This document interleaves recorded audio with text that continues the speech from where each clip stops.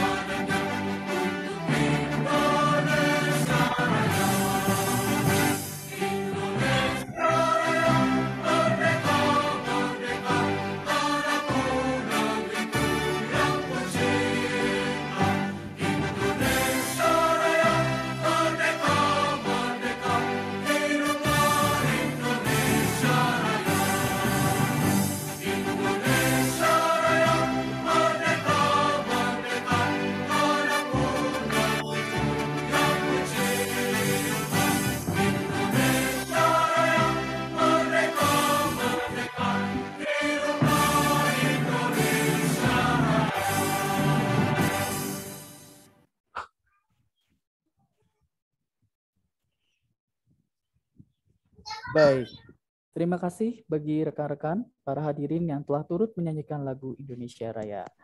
Selanjutnya kita akan lihat sebentar yuk profil video dari Universitas Siber Asia. Silakan.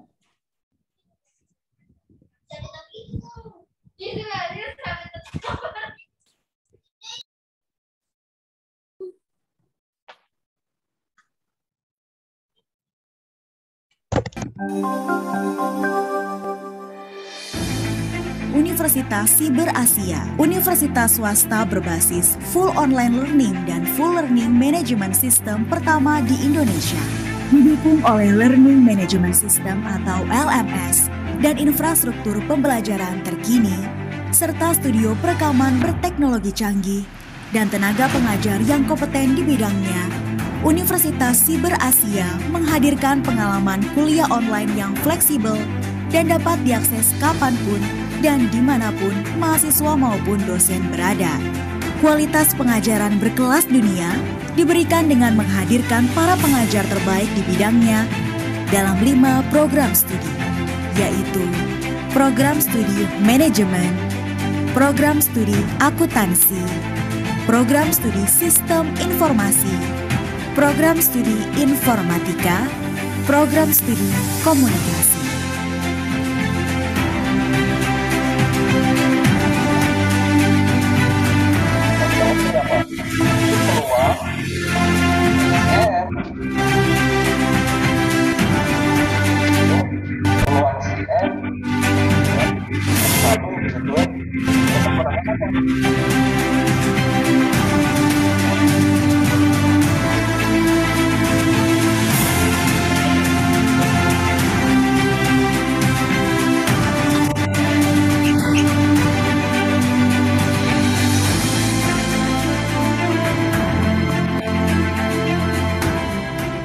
Jadilah bagian dari sejarah.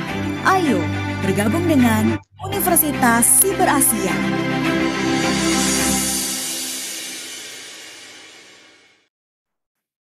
Baik. Iya, baik.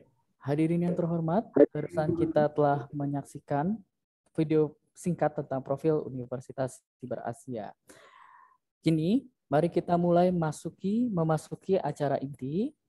Adapun sebelum itu, mari kita dengarkan dulu ya sambutan dari Ketua Program Studi Akuntansi Universitas Siber Asia, Ibu Nurhayati Siregar, SAK, MAK. Beliau juga selanjutnya akan bertindak sebagai moderator. Oleh karena itu, setelah ini rekan-rekan akan dipandu langsung ya dengan Ibu Nurhayati. Kepada Ibu dipersilakan untuk melanjutkan acara. Terima kasih, Kak Rizky. Ya. Selamat pagi semuanya. Pagi, Bu. Pagi, Bu.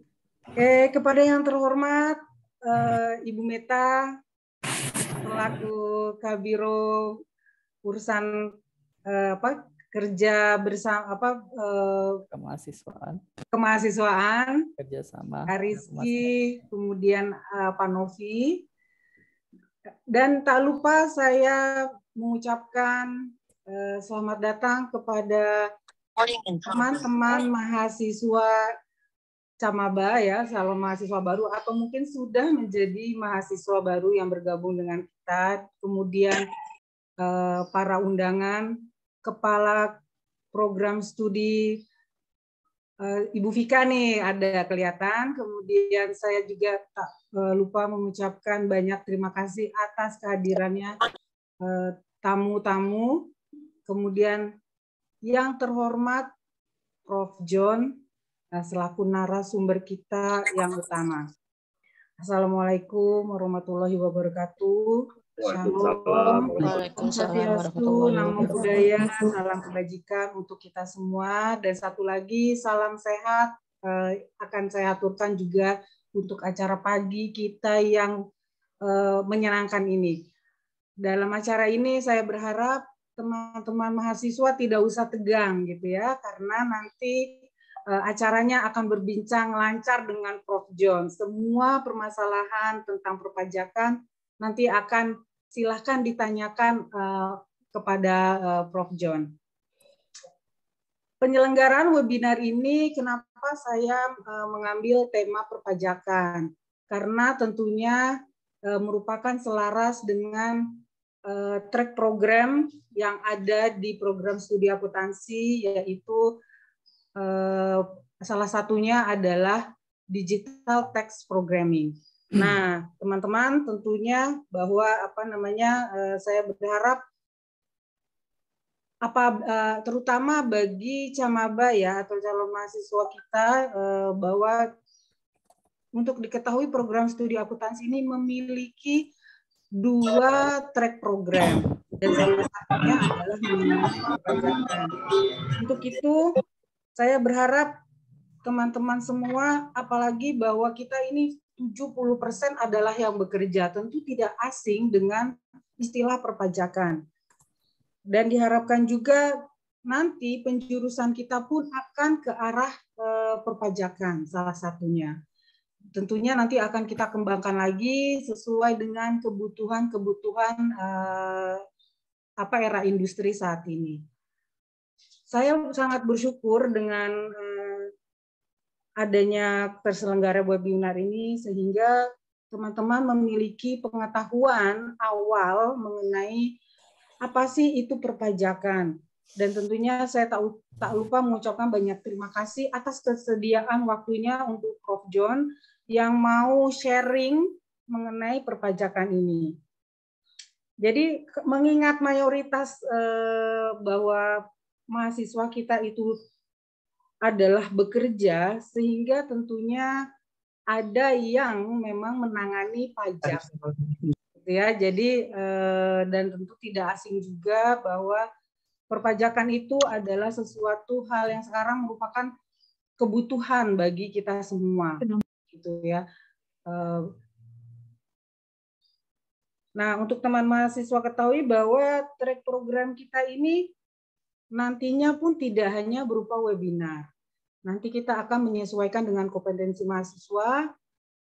Mungkin akan kita berikan training-training selanjutnya ya Kameta dengan BNSP atau Ikatan Akuntansi yang tentunya sertifikasinya itu sertifikatnya itu bersertifikasi.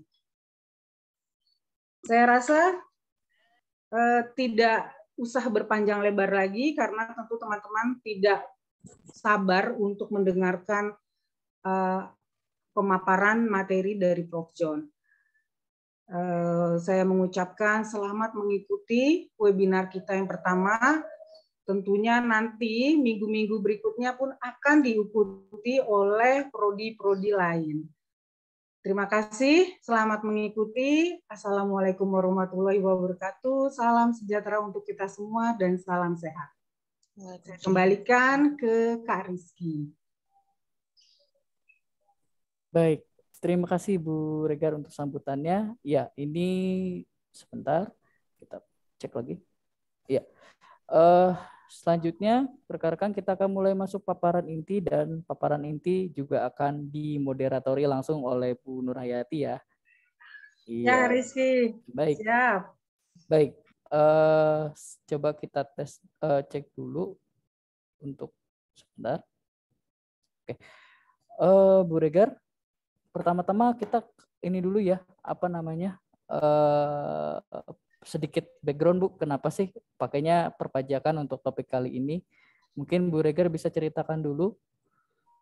Oh iya Kak Rizky, tadi seperti di awal saya sampaikan karena mengapa temanya saya mengambil perpajakan, karena selaras dengan track program kita nih Kak Rizky. Gitu ya, jadi track program kita kan salah satunya itu adalah peminatan di perpajakan. Jadi saya berharap teman-teman juga mulai mengenal track program kita nih Kak Rizky. Baik. Iya, nah track program itu gimana sih Bu Nur? Ini kan kebetulan ada tamu undangannya dari teman-teman di luar kampus Unsia, mungkin bisa sedikit dijelaskan? Jadi track program itu kita tujukan untuk peminatan serta kompetensi bagi mahasiswa. Gitu ya. Jadi jika mahasiswanya yang belum bekerja gitu, jadi dengan adanya track program serta peminatan dari mahasiswa itu nanti mana? Apakah mahasiswa nanti peminatannya di bidang perpajakan kah atau di bidang finance kah gitu ya. Nanti kita akan mengarahkan mahasiswa kita sesuai dengan kompetensinya. Dan diharapkan bagi teman-teman yang belum bekerja sehingga dengan adanya mengikuti peminatan kompetensi track program kita ini diharapkan nanti siap terjun gitu ya di dunia kerja. Dan bagaimana dengan teman-teman yang sudah bekerja? Tentunya menambah wawasan karena kenapa?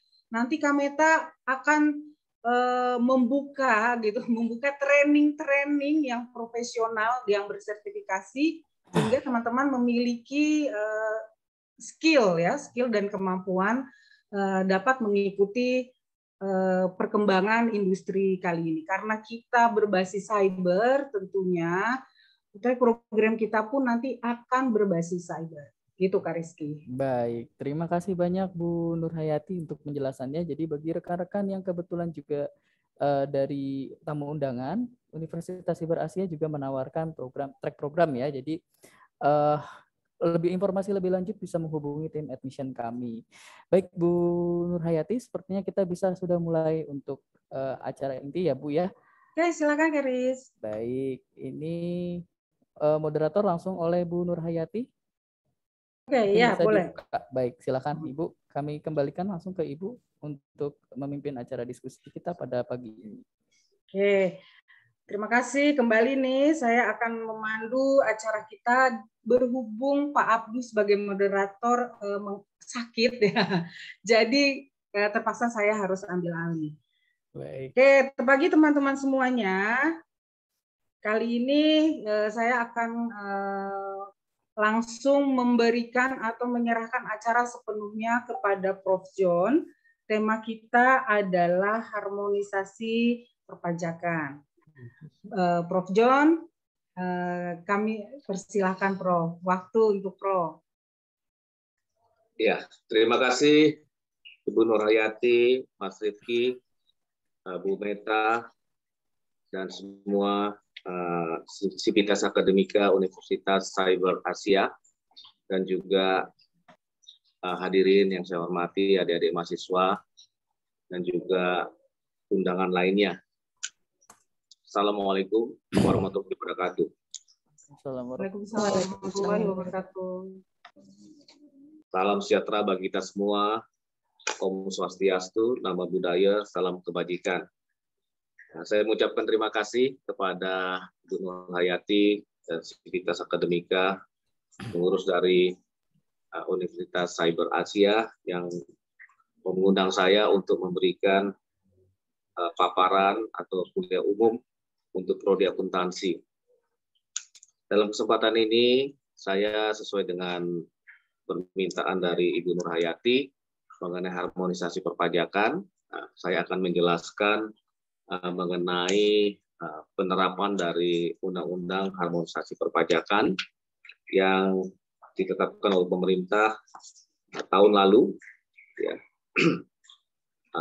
tanggal 29 Oktober tahun 2021, dan undang-undang ini sudah mulai berlaku sebagian besar di tahun ini. Dan Undang-Undang Harmonisasi Perpajakan ini, Peraturan Perpajakan ini, merupakan salah satu undang-undang yang diterbitkan oleh pemerintah bersama-sama dengan DPR di masa pandemi COVID-19. Sebelumnya itu adalah Undang-Undang Nomor 2 tahun 2020. Kemudian yang kedua adalah Undang-Undang Ciptaker, ya, yang juga diterbitkan oleh pemerintah di tahun tersebut. Dan yang terakhir adalah Undang-Undang mengenai harmonisasi peraturan perpajakan. Jadi pemerintah mengeluarkan sejumlah undang-undang ini tidak lain adalah untuk menggerakkan, mempercepat, ya, pemulihan ekonomi nasional dan sekaligus mengatasi masalah krisis kesehatan yang diakibatkan oleh pandemi COVID-19. Nah, pada kesempatan ini saya akan bicara sekilas mengenai Undang-Undang Harmonisasi Peraturan Perpajakan yang ditetapkan berdasarkan Undang-Undang Nomor 7 Tahun 2021 ini. Nah, Undang-Undang Harmonisasi Perpajakan ini menarik sekali karena mencakupannya sangat luas, ya. Dia mencakup beberapa undang-undang yang sebelumnya sudah berlaku efektif, ya. Misalnya contohnya Undang-Undang KUP, ya, Undang-Undang Pajak Penghasilan, Undang-Undang PPN, cukai, dan juga memperkenalkan ketentuan pemajakan yang baru, misalnya pajak atas karbon, ya, carbon tax, ya, dan juga menjadikan dasar untuk pelaksanaan program pemulihan, program pengungkapan sukarela atau yang kita kenal dengan voluntary tax disclosure. Jadi itu kurang lebih pengantar mengenai Undang-Undang Harmonisasi Peraturan Perpajakan ini. Jadi bisa saya katakan undang-undang harmonisasi peraturan perpajakan ini karena mencakup banyak ketentuan yang diatur dalam undang-undang yang berlaku sebelumnya, maka undang-undang harmonisasi peraturan perpajakan ini lebih kepada Omnibus Law. Bapak Ibu hadirin, mahasiswa yang saya hormati, slide berikutnya tolong Mas Muiz, ya lewat ya. Jadi undang-undang harmonisasi peraturan perpajakan ini menganut beberapa asas. Ya, pertama, undang-undang harmonisasi perpajakan ini lebih memberikan rasa keadilan. Ya, nanti kita akan lihat, misalnya contoh mengenai struktur dan tarif PPh untuk orang pribadi, pajak penghasilan untuk orang pribadi. Ya, lapisannya semakin diperbanyak, ya, sehingga memberikan rasa keadilan, tentunya ya. Juga misalnya pemberian perlakuan bukan objek PPN itu pun semakin dibatasi agar memberikan rasa keadilan. Kesederhanaan, lebih memberikan kesederhanaan di dalam penerapan. Misalnya contoh nanti kita akan jelaskan mengenai penerapan dari PPN, ya, diperkenalkannya katakan nilai lain maupun besaran tertentu, ini memberikan kesederhanaan di dalam pelaksanaan. Kemudian lebih efisien, memberikan kepastian hukum.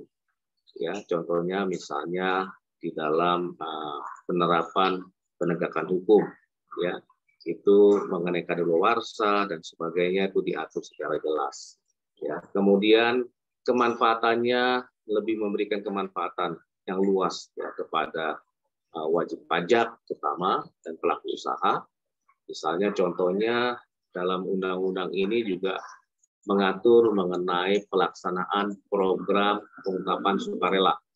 Ya, ini adalah satu program yang diberikan kepada wajib pajak untuk periode yang terbatas, yaitu Januari hingga akhir Juni tahun 2022 ini.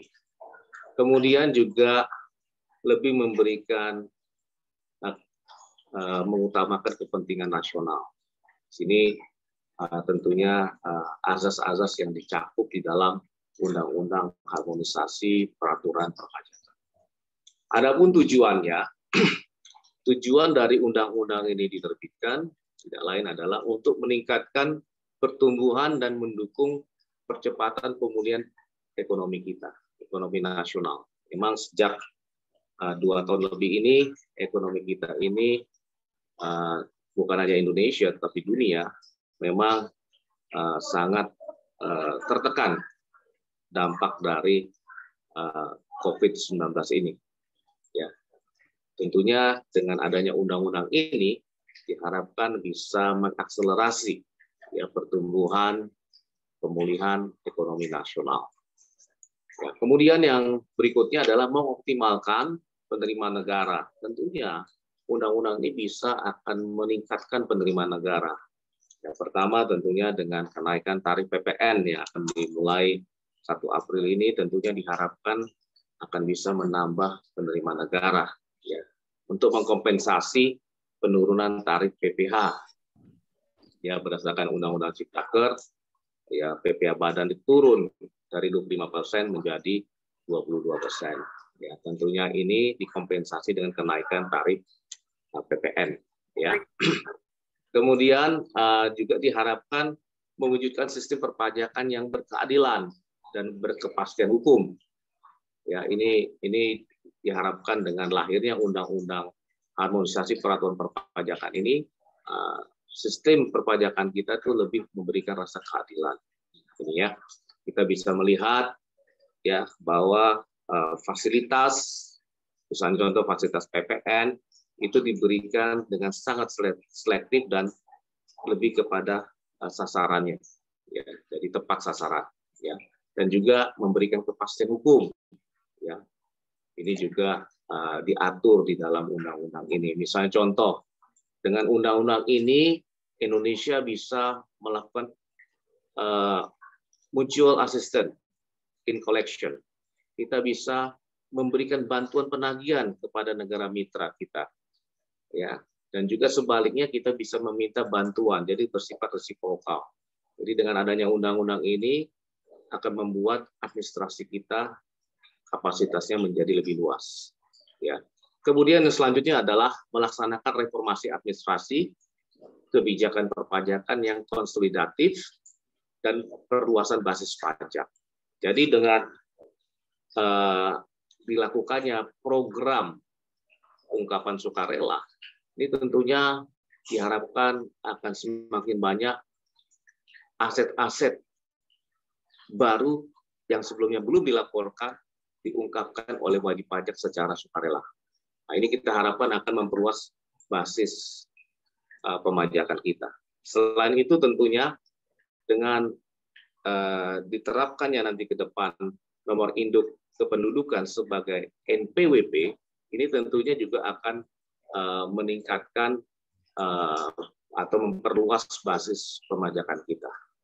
Jadi undang-undang ini sangat berpengaruh positif ya terhadap perluasan basis pemajakan, termasuk juga dengan pemberian fasilitas yang sangat selektif. Yang kedua, membatasi jumlah bukan objek PPN, ya, ini juga akan memperluas basis pemajakan. Tentunya undang-undang ini diharap akan meningkatkan kepatuhan sukarela wajib pajak, ya, cooperative compliance dari wajib pajak akan meningkat. Kenapa? Karena undang-undang ini lebih memberikan rasa keadilan, ya, kemudian kesederhanaan, dan juga memberikan kepastian hukum, sehingga 3 faktor tadi akan berpengaruh positif terhadap meningkatnya ya cooperative compliance dari wajib pajak. Jadi ini adalah mengenai tujuan dari undang-undang tersebut. Kemudian ruang lingkup. Tadi saya mengatakan bahwa undang-undang ini looks like atau berkarakter omnibus law karena cakupannya sangat luas. Ya, mengatur ya ketentuan yang sudah berlaku sebelumnya. Misalnya undang-undang PPH, ya, undang-undang PPN, undang-undang KUP, ya, kemudian undang-undang cukai, dan juga memperkenalkan jenis pajak baru yang kita sebut dengan pajak karbon, dan juga memberikan dasar hukum ya bagi terlaksananya program pengungkapan sukarela. Jadi undang-undang ini memang sangat dibutuhkan untuk menggerakkan ekonomi nasional yang tengah diterpa oleh COVID-19 ini. Lanjut berikutnya. Nah, pertama kita akan membahas mengenai pokok-pokok perubahan yang terkait dengan undang-undang KUP. Ya, misalnya di sini diatur pertama mengenai penggunaan NIK sebagai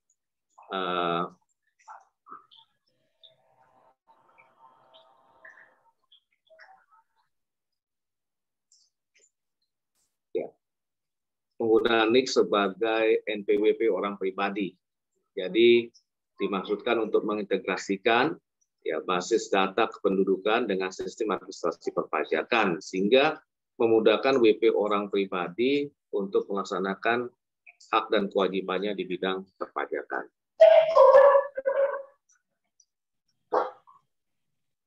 Oke, lanjut berikutnya, Mas. Ya.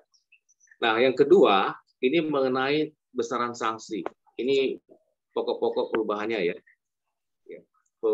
Yang kedua adalah mengenai sanksi. Ya, di sini sanksi ya diberikan pengurangan ya. Contohnya yang sebelumnya itu 50% ya sanksi ya bagi wajib pajak tidak menyampaikan SPT atau tidak menyelenggarakan pembukuan atau sanksi yang timbul karena pemeriksaan yang mengakibatkan PPh kurang bayar yang sebelumnya 50% ya ini diberikan sanksi ya yang di mana sanksinya ini ya diatur dengan menggunakan suku bunga acuan ya plus uplift ya faktor 20%, maksimum 24% ya. Jadi ini sanksinya yang berdasarkan undang-undang baru. Kalau undang-undang sebelumnya itu langsung 50%. Ya. Kemudian juga PPh kurang dipotong itu 100%. Kalau dengan undang-undang HPP yang sekarang itu besarnya adalah hitungannya per bulan ya berdasarkan suku bunga ditambah uplift factor 20% maksimum 24 bulan. Ya, untuk PP yang dipotong tapi tidak disetor yang sebelumnya 100% sekarang 75%. Demikian juga PPN dan PPNBM pajak penjualan barang mewah yang kurang dibayar yang tadi sebelumnya 100% menjadi 75%. Jadi ini ada penurunan sanksi ya, sanksi di bidang perpajakan ya, sanksi administrasi ya. Kemudian sanksi untuk setelah dilakukan upaya hukum, misalnya wajib pajak mengajukan keberatan ya, dulu sebelumnya sanksinya 50% ya. Nah, dengan undang-undang HPP ini turun menjadi 30%. Demikian juga banding yang sebelumnya 100% menjadi 60%. Untuk PK yang diajukan ke Mahkamah Agung itu yang tadinya tidak ada sanksinya, sekarang ada sanksinya 60%. Ya, untuk memberikan rasa keadilan lah ya. Oke, lanjut silakan Dek. Nah, yang ketiga diatur di dalam KUP, pokok-pokok perubahan dalam KUP yang diatur dalam Undang-Undang HPP adalah mengenai kuasa wajib pajak. Jadi siapa itu kuasa wajib pajak? Yaitu dapat dilakukan oleh siapapun, ya. Jadi siapa saja bisa menjadi kuasa wajib pajak. Ya. Misalnya alumni dari Universitas Cyber Asia bisa jadi konsultan, jadi kuasa wajib pajak. Sepanjang memenuhi persyaratan kompetensi menguasai bidang perpajakan. Tentunya dia harus memiliki lulus dari brevet ya. Kemudian punya keahlian khusus, punya izin dan sebagainya. Ya. Pengecualian syarat diberikan jika kuasa yang ditunjuk merupakan keluarga, yaitu suami, istri, atau keluarga saudara sebenda 2 derajat. 2 derajat ini misalnya cucu dengan kakeknya atau sebaliknya kakek dengan cucunya. Itu masih boleh ditunjuk sebagai kuasa wajib pajak tanpa harus memenuhi persyaratan kompetensi yang disebutkan di atas. Ya. Jadi itu bisa menjadi kuasa wajib pajak. Di luar itu tentunya harus memiliki persyaratan kompetensi di bidang perpajakan.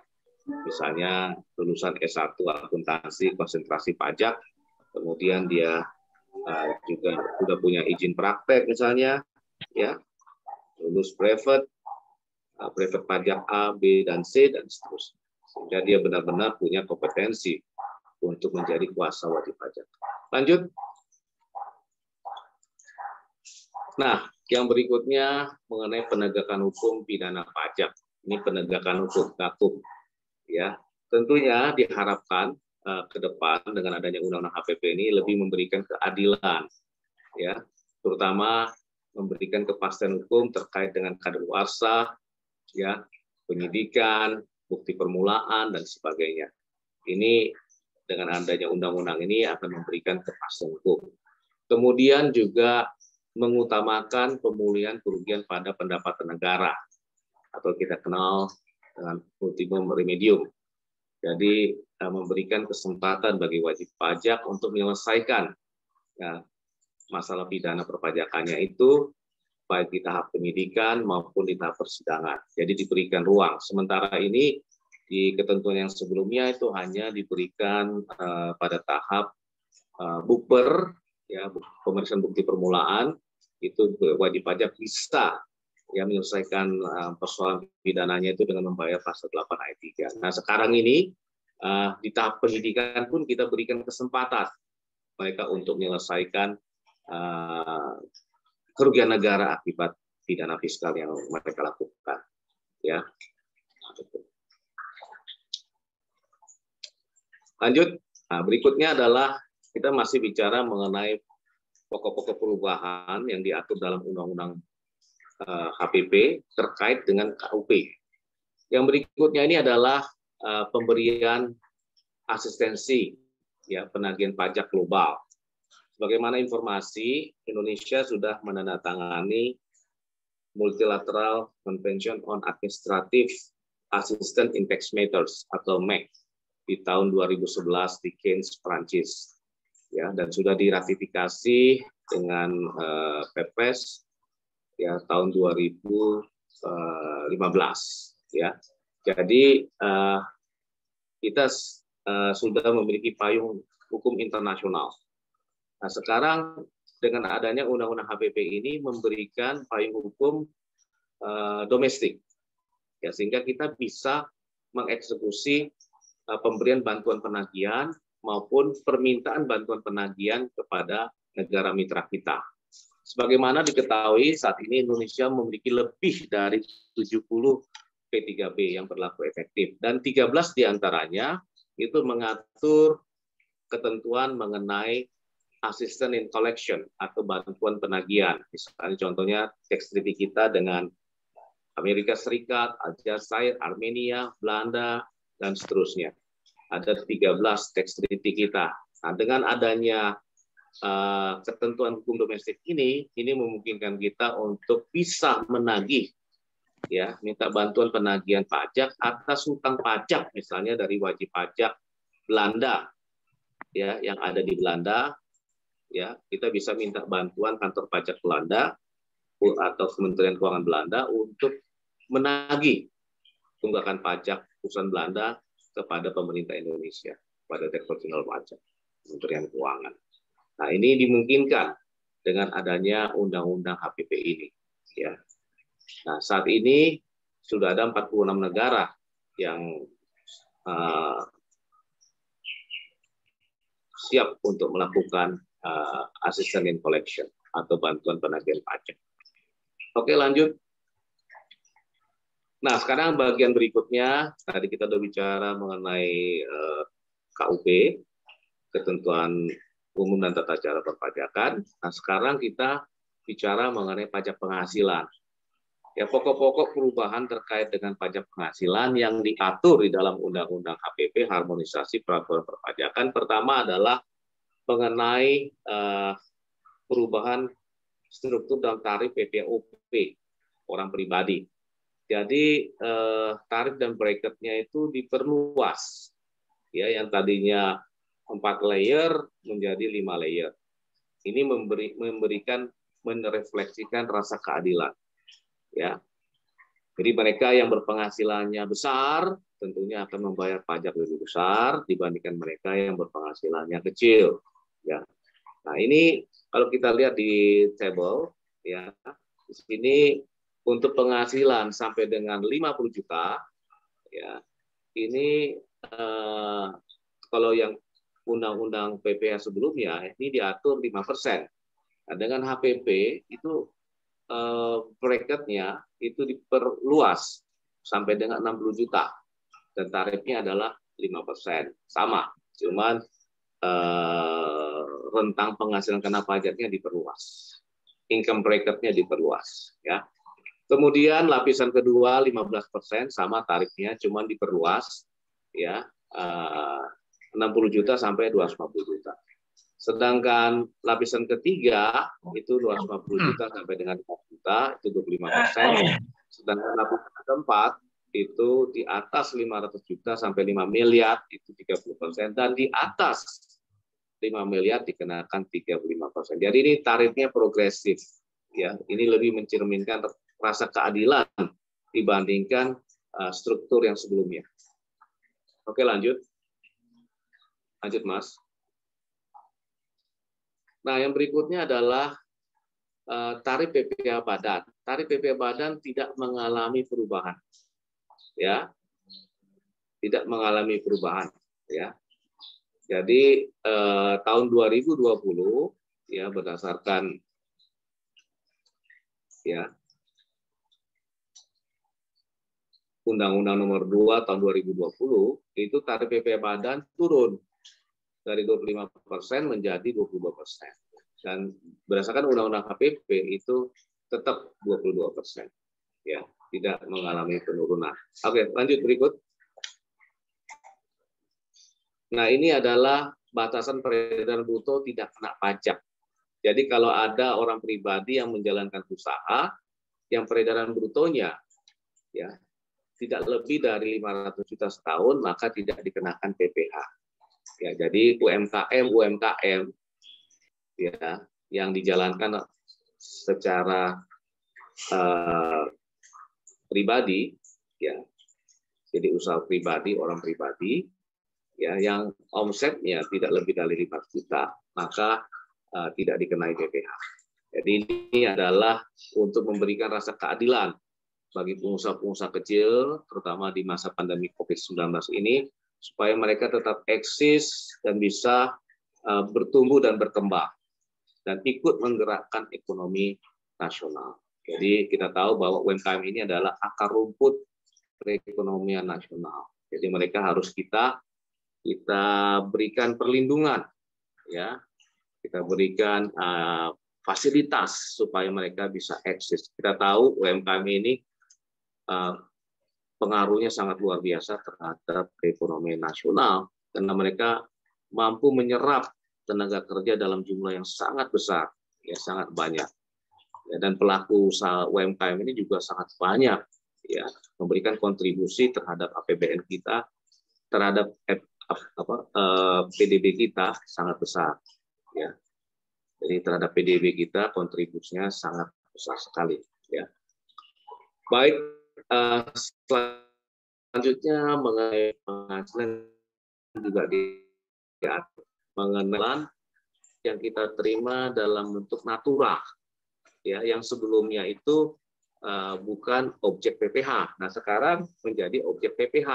Jadi ini memberikan rasa imbalan dalam bentuk apapun, baik cash maupun natura, semuanya adalah objek pajak. Namun demikian,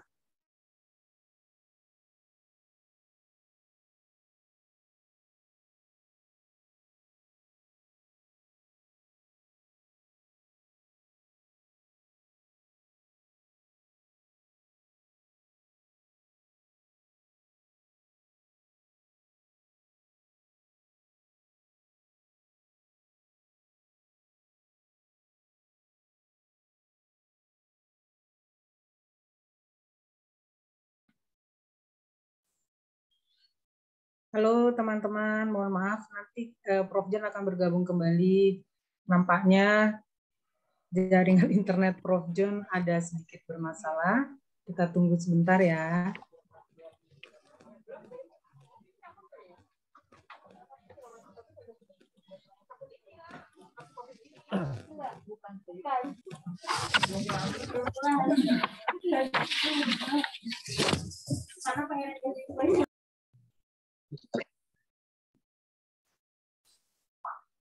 Oke.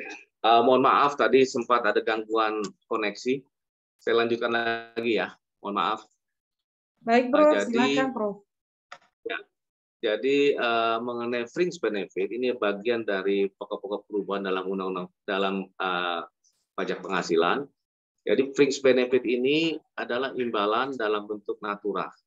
Jadi contohnya misalnya Ibu Nur Hayati selain mendapatkan imbalan berupa gaji yang diterima dalam bentuk uang tunai, cash atau transfer, Ibu Nur Hayati juga menerima imbalan lainnya, misalnya artinya apartemen Ibu dibayar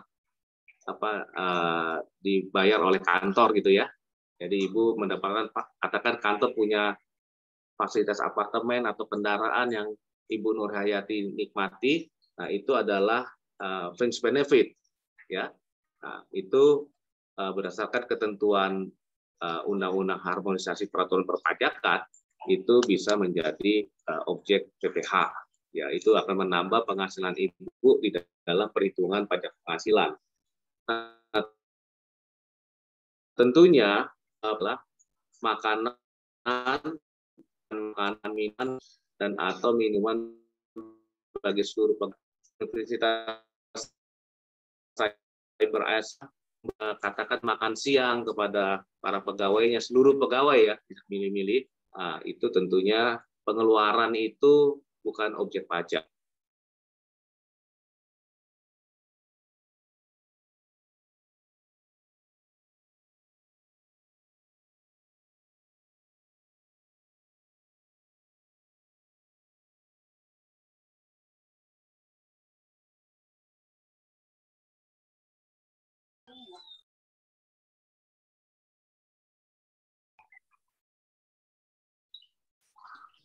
Saya ulangi lagi, contohnya dari remote area misalnya, perusahaan yang menyediakan makanan tersebut kepada pegawainya, itu dapat membebankan sebagai biaya.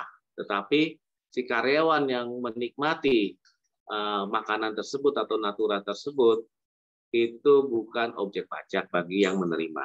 Ya, jadi dimaksudkan di sini adalah pemberian fringe benefit bagi yang memberikan itu dapat dikurangkan sebagai biaya, sedangkan bagi yang menerima itu merupakan objek pajak. Ya, ini maksud penjelasan dari pengaturan mengenai fringe benefit. Lanjut.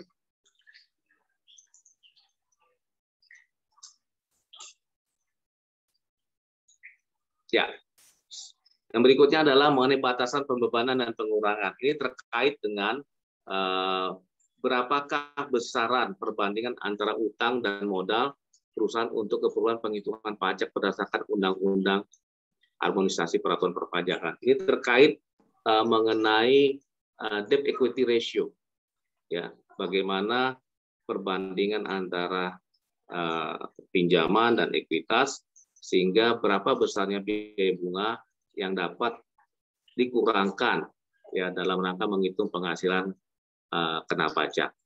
Jadi ini adalah tujuannya, ya. Jadi maksudnya tidak lain adalah untuk mengatasi persoalan thin capitalization, ya, dan sebagainya. Lanjut. Nah, ini mengenai penyusutan khususnya untuk bangunan permanen yang masa manfaatnya lebih dari 20 tahun. Sebelumnya diatur sampai dengan 20 tahun, masuk kelompok 4. Nah, sekarang dengan adanya Undang-Undang Harmonisasi Peraturan Perpajakan ini, wajib pajak atau pelaku usaha dibolehkan untuk mendepresiasi bangunan permanen tersebut sepanjang umur ekonomisnya, misalnya 25 tahun, gitu ya, dan seterusnya. Dan ini juga berlaku untuk harta tak berwujud. Ya, itu pun boleh diamortisasi, ya, sesuai dengan masa manfaat ekonomisnya. Ya, atau sesuai dengan pembukuan dari wajib pajak. Ini memberikan rasa keadilan juga kepada wajib pajak dan juga memberikan kesederhanaan bagi mereka di dalam pemenuhan kewajibannya di bidang perpajakan, terutama di dalam penyelenggaraan pembukuan. Lanjut. Nah, sekarang kita bicara mengenai pajak pertambahan nilai. Ya, tadi saya sudah jelaskan di Undang-Undang Harmonisasi Peraturan Perpajakan ini, pengecualian objek PPN maupun pemberian fasilitas PPN itu dibatasi supaya memberikan rasa keadilan, ya, dan juga kesederhanaan, ya, dan juga dapat meningkatkan tambahan penerimaan negara. Kita tahu salah satu fungsi dari pajak adalah fungsi budgeter, yaitu menghimpun penerimaan negara. Dan kita tahu APBN yang ditetapkan setiap tahun ini sangat tergantung, ya, dari kontribusi penerimaan perpajakan, ya, untuk menyokong pembiayaan pengeluaran APBN. Oleh karena itu instrumen pajak ini sangatlah dibutuhkan oleh setiap negara untuk mensejahterakan kehidupan bangsa dan negaranya. Ya, kemudian berikutnya tentunya diharapkan dengan pengurangan objek dan fasilitas PPN ini, tadi saya sebutkan di awal, akan memperluas basis PPN dengan tetap mempertimbangkan asas keadilan, asas kebenaran, ya, khususnya dalam memajukan kesejahteraan umum dan asas kepentingan nasional. Ya, kepentingan basic, ya, dari masyarakat itu tetap dilindungi. Ya, optimalisasi penerimaan negara dengan tetap mewujudkan sistem perpajakan yang berkeadilan dan juga memberikan kepastian hukum. Tentunya diharapkan dengan pengurangan objek dan fasilitas PPN ini akan menciptakan kesederhanaan, pemberian fasilitas PPN yang selektif dan terbatas, akan membuat penghitungan dan pelaporan PPN akan semakin sederhana. Lanjut. Nah, ini adalah contoh-contoh ya dari barang yang tidak kena PPN sebelumnya, dan dengan adanya undang-undang harmonisasi peraturan perpajakan ini menjadi barang kena pajak. Contoh misalnya barang hasil pertambangan atau hasil pengeboran diambil langsung dari sumbernya, tidak termasuk hasil pertambangan batu bara sebelumnya, ini adalah non BKP. Jadi tidak terutang PPN atas penyerahannya. Nah, namun dengan adanya undang-undang HPP ini menjadi objek BKP, jadi barang kena pajak, ya, jadi bisa terutang PPN. Contoh lain misalnya uang emas batangan untuk kepentingan cadangan devisa negara dan surat berharga, ini kalau berdasarkan HPP yang sekarang itu non BKP, sepanjang itu untuk kepentingan cadangan devisa negara. Jadi kalau ada emas batangan untuk kepentingan cadangan devisa negara itu bukan BKP. Tapi kalau di luar itu ya BKP, ya yaitu barang kena pajak. Ya. Oke, lanjut. Demikian juga tadi kita bicara barang tidak kena PPN. Nah, sekarang kita bicara jasa tidak kena PPN. Sebelumnya merupakan jasa tidak kena PPN. Contohnya misalnya jasa pelayanan kesehatan medis dan seterusnya, ya, sampai ada katakanlah 17 jenis kelompok jasa. Nah, sekarang dengan adanya undang-undang HPP perlu kita pilah-pilah. Ada yang terutang PPN jadi jasa kena pajak atas penyerahannya terutang PPN, tetapi tetap ada juga yang memang tidak terutang PPN. Contohnya jasa keagamaan, ya, jasa ibadah dan sebagainya itu adalah non JKP, ya, jasa kesenian dan hiburan misalnya, ya, dan seterusnya. Jadi atau misalnya jasa-jasa yang sudah dikenakan objek pajak daerah, maka itu tidak akan dikenakan pajak PPN. Misalnya jasa perhotelan, ya, itu sudah dikenakan pajak daerah, maka tidak lagi dikenakan PPN, ya, dan seterusnya, untuk menghindari adanya double taxation. Lanjut. Nah, sekarang selanjutnya mengenai tarif. Ini kita masih bicara mengenai PPN, pajak pertambahan nilai. Tarif tentu kita sudah mengetahui bahwa per 1 April nanti akan dinaikkan menjadi 11%. Tentunya tarif yang 11% ini kalau kita bandingkan dengan beberapa negara lain di luar negeri, tentunya masih jauh lebih rendah, ya. Jadi kalaupun dinaikkan 1% itu masih bisa dimengerti lah, masih bisa dipahami. Karena di negara-negara lain tarif PPN-nya juga tinggi-tinggi. Ya, nanti akan kita lihat contoh-contohnya. Ya. Kemudian juga tarif PPN ini bisa juga dinaikkan nanti paling lambat tanggal 1 Januari 2025 menjadi 12%. Ya. Coba kita lihat bandingkan dengan negara-negara lain. Lanjut. Nah, di sini kalau kita lihat coba ya, tarif PPN kita ini memang masih jauh dibandingkan dengan tarif pajak global yang rata-rata 15,4%. Ataupun dengan negara-negara OECD, negara-negara maju, itu 19%. Atau negara-negara BRICS, itu 17%. Jadi kalau dibandingkan kenaikan 1% menjadi 11%, itu memang masih rendah sekali lah tarif PPN kita ini.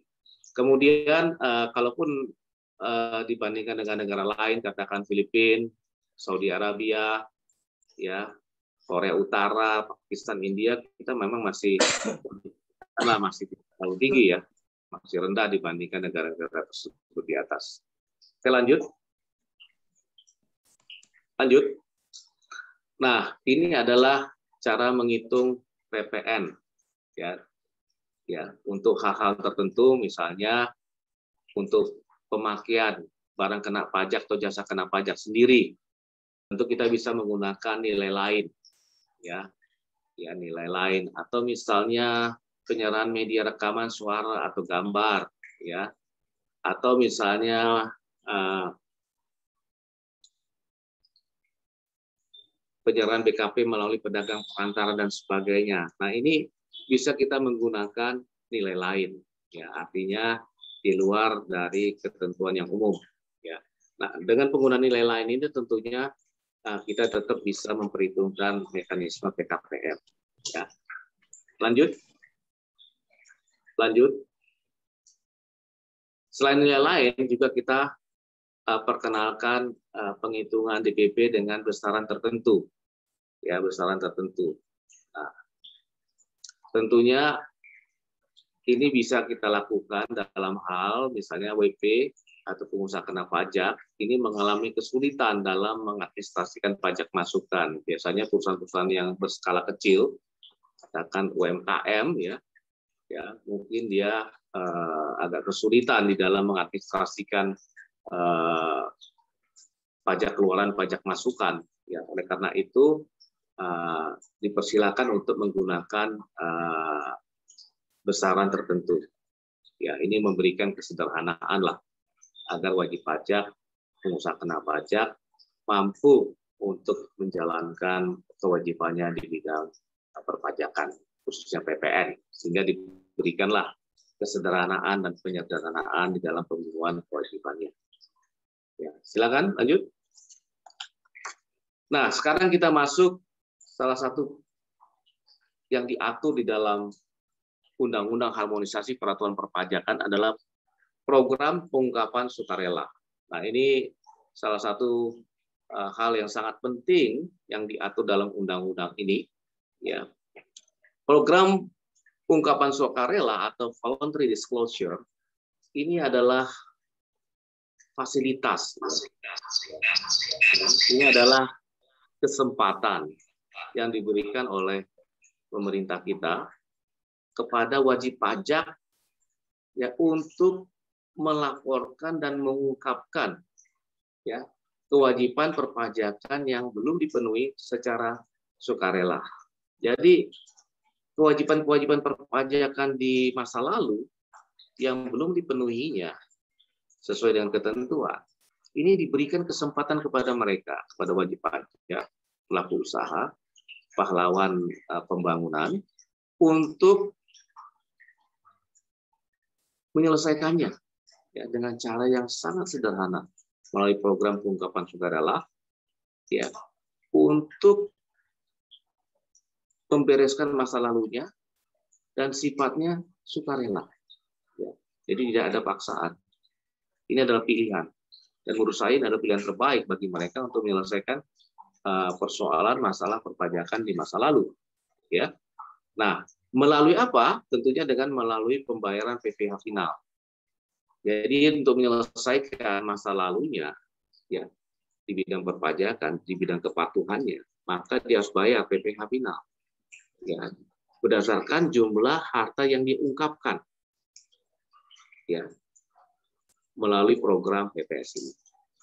Ini tentunya bagi mereka yang pernah ikut atau peserta dari program tax amnesty yang pernah diselenggarakan di tahun 2016 dan 2017.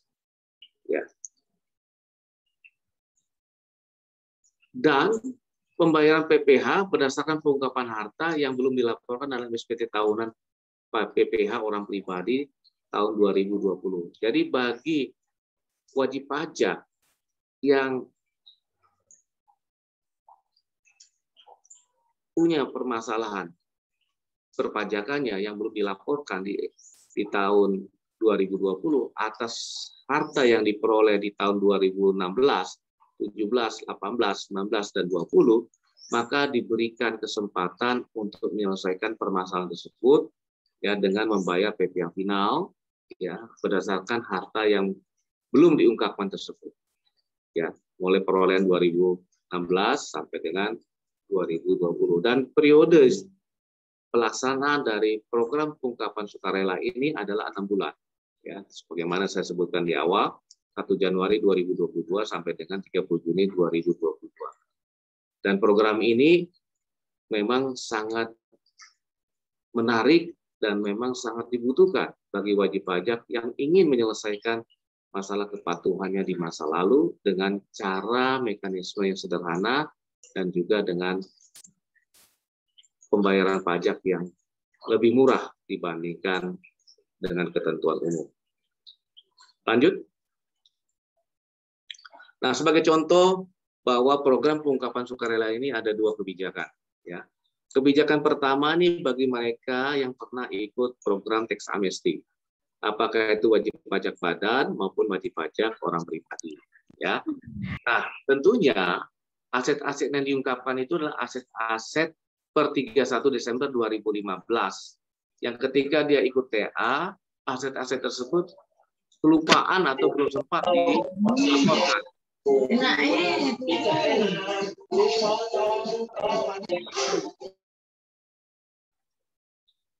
Ya, jadi yang belum sempat diungkapkan atau dilaporkan.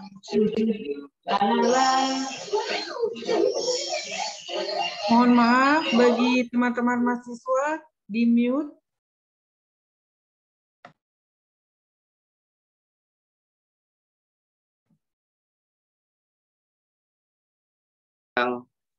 Jadi bagi mereka yang belum mengungkapkan aset-asetnya ketika ikut tax amnesty tahun 2016 dan 2017 yang lalu, khususnya untuk aset per 31 Desember 2015, ini kesempatan bagi mereka untuk mengungkapkannya, untuk melaporkannya ya di dalam program PPS. Karena bila tidak, maka dia akan berhadapan dengan sejumlah sanksi di bidang perpajakan. Ya. Dan tarifnya itu mulai dari 6%, 8%, dan 11%. Ya. 6% ini bagi mereka yang mau merepatriasi asetnya dari luar negeri, kemudian diinvestasi di sektor-sektor tertentu di Indonesia, misalnya surat berharga milik negara, di sektor-sektor hilirisasi dan renewable energy. Jadi mereka akan mendapatkan tarif yang murah yang yaitu sebesar 6%. Ya. Dan juga kepada mereka yang mendeklarasi mengungkapkan asetnya di dalam negeri kemudian diinvestasikan di sektor tersebut, maka dia juga akan mendapatkan tarif 6%. Ya. Tarif tertinggi kalau hanya deklarasi, hanya diungkapkan, tapi tidak direpatriasi. Maka ini kena 11%. Yang 8% untuk aset di luar negeri yang direpatriasi ke dalam negeri atau yang dideklarasi di dalam negeri, ini kena tarif 8%.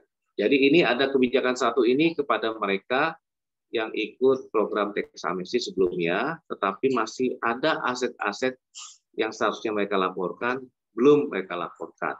Nah, ini kesempatannya. Ya, nanti kita akan lihat sanksinya bila mereka tidak ikut program PPS. Ya.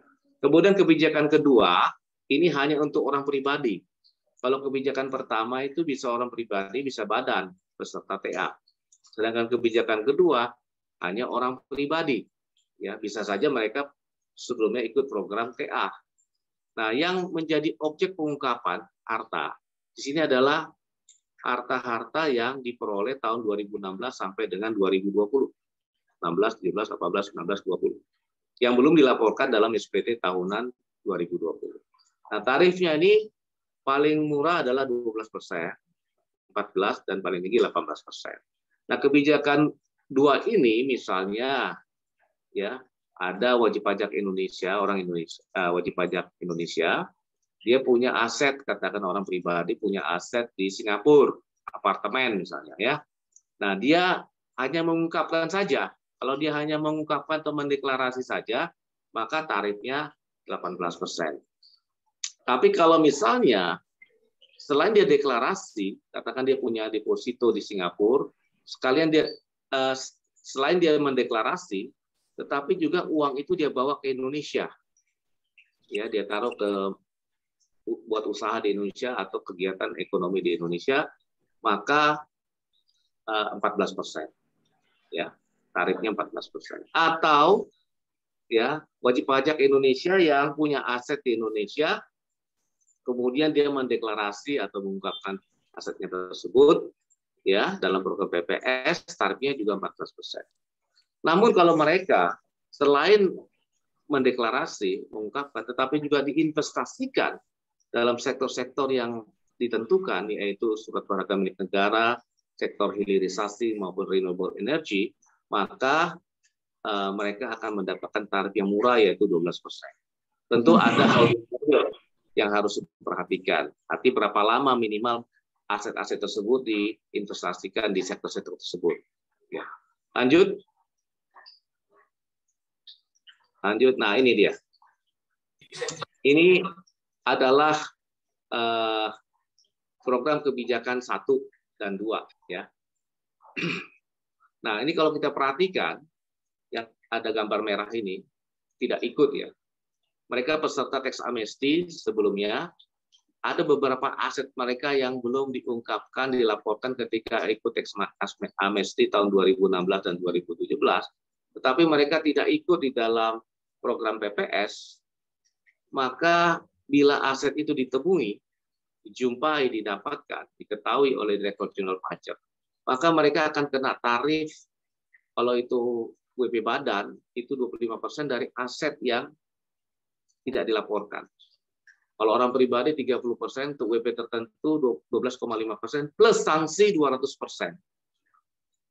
Ya, jadi dengan kata lain, ini sangat berat kalau memang ada aset-aset yang seharusnya dilaporkan dalam TA, ya kelupaan, dan tidak diikutkan dalam PPS, maka kemungkinan akan kena sanksi yang sangat berat.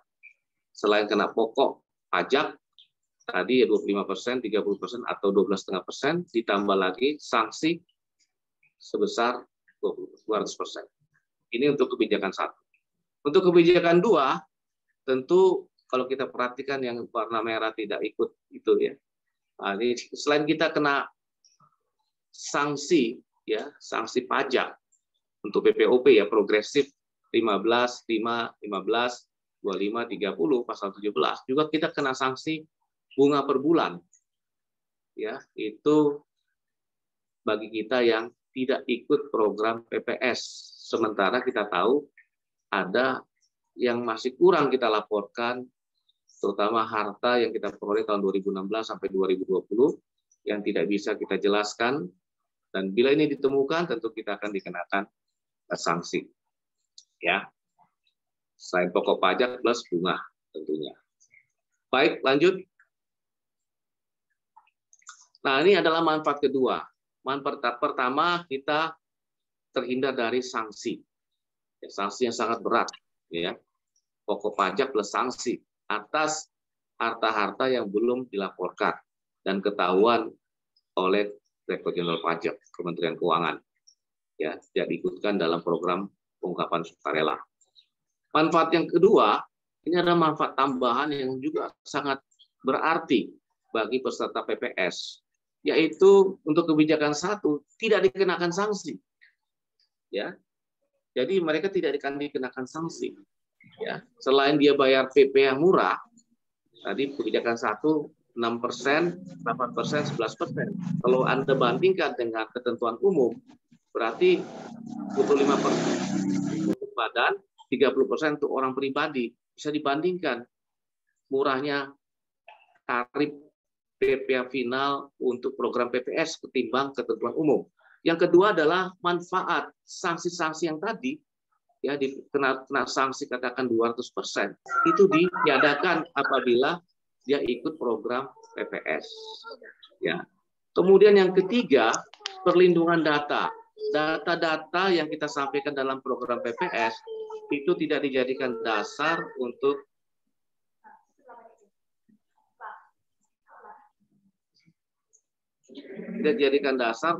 penyidikan atau penuntutan pidana terhadap wajib pajak.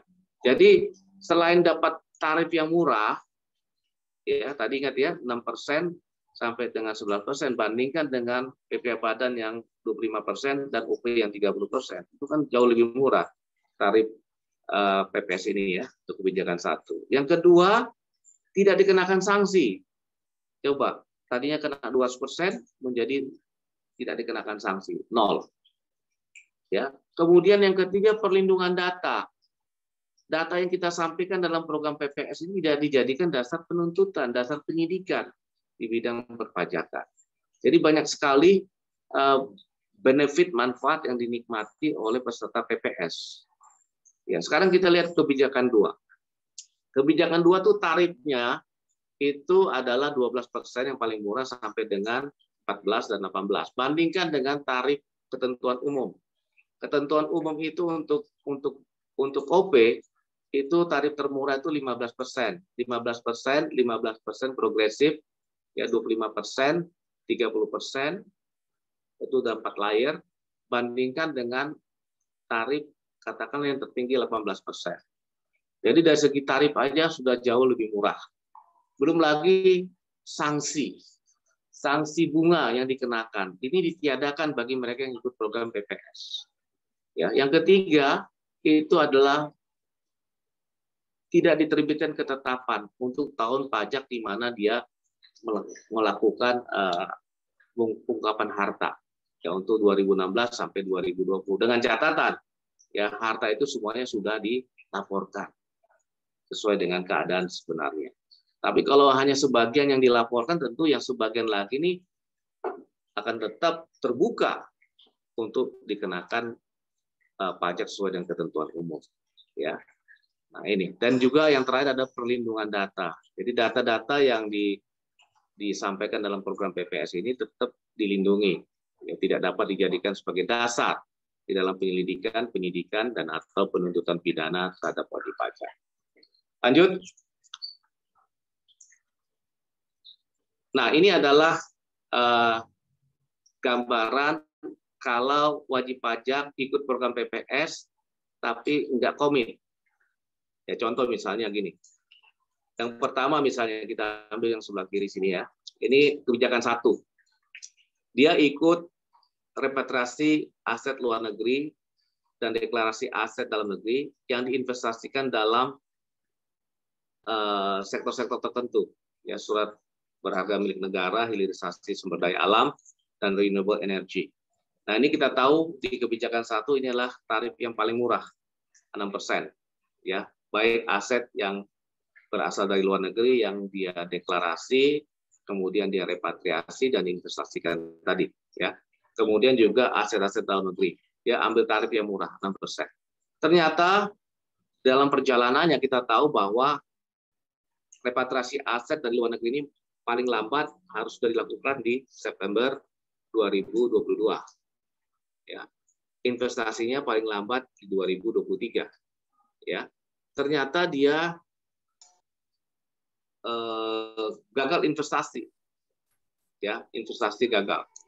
Tapi asetnya tetap direpatriasi yang dari luar negeri. Nah, ini kalau dia secara self-assessment,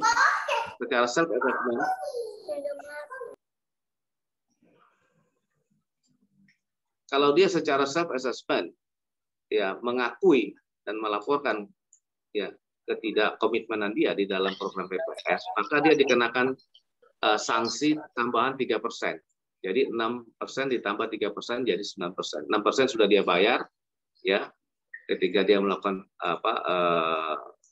melaksanakan program PPS pengungkapan sukarela, ternyata dia gagal melakukan investasi, katakan holding periodnya itu katakan 5 tahun, ternyata dia punya prestasi atau mungkin dia tidak jadi menginvestasikan di sektor-sektor tersebut, maka dia kenakan tambahan PPh final 3%. Kalau secara jabatan dengan diterbitkan SKPKB, surat ketetapan pajak kurang bayar, maka ada tambahan 4,5%. Jadi in total 10,5%. Nah, kalau dia ternyata gagal investasi dan juga gagal repatriasi, maka dia dikenakan tambahan PPh final 6%. Ya. Dan untuk secara jabatan adalah 7,5%. Nah, ini adalah sanksi tambahan bagi peserta PPS yang one prestasi, yang tidak komit di dalam program ini, maka dikenakan tambahan pajak. Ya. Baik, lanjut. Ini kebijakan 1. Kebijakan 2 pun demikian. Silakan lanjut. Kebijakan 2 pun demikian. Dia memanfaatkan tarif yang paling rendah, yaitu 12%, baik untuk aset yang dideklarasi di luar negeri maupun aset yang dideklarasi di dalam negeri. ternyata dia gagal investasi, hanya sebatas repatriasi maupun deklarasi dalam negeri. Maka kena tambahan, kalau itu self-assessment dilakukan, tambahannya 3%. In total jadi 15%. Tapi kalau ini adalah secara jabatan, yang mengakibat terbitnya SKPKB, maka ada tambahan PPh final sebesar 4,5%. Jadi in total 16,5%. Kemudian selanjutnya kalau dia juga gagal repatriasi, hanya deklarasi saja, maka secara self-assessment dia harus membayar tambahan 7%. Kalau itu secara jabatan adalah 8,5%. Jadi ini adalah informasi tambahan bila WP prestasi di dalam pelaksanaan pengungkapan sukarela. Maka dia harus dikenakan tambahan PPh final atas tidak komitmennya dia melaksanakan program PPS. Lanjut. Nah, ini adalah jangka waktu deadline untuk melakukan repatriasi. Katakan dia deklarasi asetnya di luar negeri, katakan di Singapura, maka asetnya itu harus dibawa ke Indonesia paling lambat 30 September tahun 2022. Ya, ini cara pengalihannya melalui bank, dan holding period aset itu harus berada di Indonesia paling lama 5 tahun. Sekurang-kurangnya 5 tahun. Ya. Oke, lanjut. Lanjut. Nah, untuk ketentuan investasi pada sektor-sektor tertentu, hilirisasi sumber daya alam, renewable energy, maupun pada surat-surat berharga milik negara, maka deadline untuk investasi paling lambat adalah 1 tahun kemudian, yaitu 30 September tahun 2023. Holding periodnya pun 5 tahun. Ya, oke, lanjut. Mohon maaf, Prof. Waktu tinggal 5 menit lagi. Ya, Ibu. Ya. Nah, ini yang terakhir mengenai pajak karbon. Ini adalah jenis pajak baru yang diperkenalkan dalam Undang-Undang Harmonisasi Peraturan Perpajakan. Ya, jadi pajak karbon ini adalah pajak yang dikenakan atas pembelian barang yang mengandung karbon atau aktivitas yang menghasilkan emisi karbon. Jadi tarifnya adalah Rp30 per kilogram untuk ya karbon dioksida ekuivalen. Ya, ini adalah tarifnya, dan diharapkan pajak karbon ini akan mulai diterapkan kepada badan usaha yang bergerak di bidang pembangkit listrik tenaga uap batubara. Jadi perusahaan-perusahaan atau wajib pajak yang aktivitasnya menghasilkan karbon, ya tentunya mereka dikenakan pajak karbon. Ya, mereka diwajibkan untuk melakukan pembelian atas barang yang mengandung karbon atau aktivitas yang menghasilkan emisi karbon. Jadi tujuannya ini adalah tidak lain untuk menjaga lingkungan, ya, untuk mengatasi persoalan global warming. Ya, tentunya kita perlu melakukan terobosan, ya, dengan menerapkan pajak karbon. Dan ini sudah menjadi kesepakatan di antara negara-negara G20. Ya, waktu saya ikut rapat G20 di Saudi Arabia, di Riyadh, ya, itu kurang lebih dibahas masalah pajak karbon, kemudian dilanjutkan lagi di G20 yang tahun lalu di Italia, ya, itu juga dibahas dimatangkan mengenai pajak karbon. Dan Indonesia tahun ini adalah ketua G20, tentunya kita harus mensukseskan ya penerapan pajak karbon ini untuk menyelamatkan dunia. Mungkin demikian Ibu Nur Hayati, singkatnya yang bisa saya paparkan terkait mengenai Undang-Undang Harmonisasi Peraturan Perpajakan dan ya program pengungkapan sukarela. Terima kasih atas perhatian adik-adik mahasiswa, Bapak Ibu hadirin. Saya kembalikan kepada Ibu Nur Hayati Siregar. Terima kasih Prof. John atas pemaparan materi yang luar biasa. Dengan sangat jelas ya Prof, dengan harmonisasi perpajakan ini berarti kita tahu bagaimana konsekuensinya jika tidak melaporkan pajak kita. Nah, teman-teman, mengingat waktunya yang juga sudah mulai dekat dengan selesainya materi kita, silahkan bertanya. Atau bisa juga langsung raise hand, langsung berbicara langsung dengan Prof. John. Prof, ini sudah ada beberapa pertanyaan dari teman-teman kita nih, Prof. Yang pertama itu dari, sebentar, tadi saya catat. Oh ya, Bu Nur Hayati, Ya, Prof. Bu Nur. Ya, Prof. Di sini kebetulan saya bawa tim sini ya. Tim saya Oke, baik. Ada 3 orang. Ini Pak Muiz, Pak Iping, sama Gisel. Oh, Gisel. siap, Prof. Nah, jadi nanti mereka yang akan merespon pertanyaan adik-adik mahasiswa dan juga Bapak Ibu hadirin. Ya, silakan dilanjutkan sesi tanya jawab. Oke, ada yang bertanya langsung? Coba kita silakan di open mic. Oke, Prof, ini ada pertanyaan dari mahasiswa Afiki, yaitu bertanyanya, jasa konsultasi termasuk ke dalam JKP atau non JKP, Prof?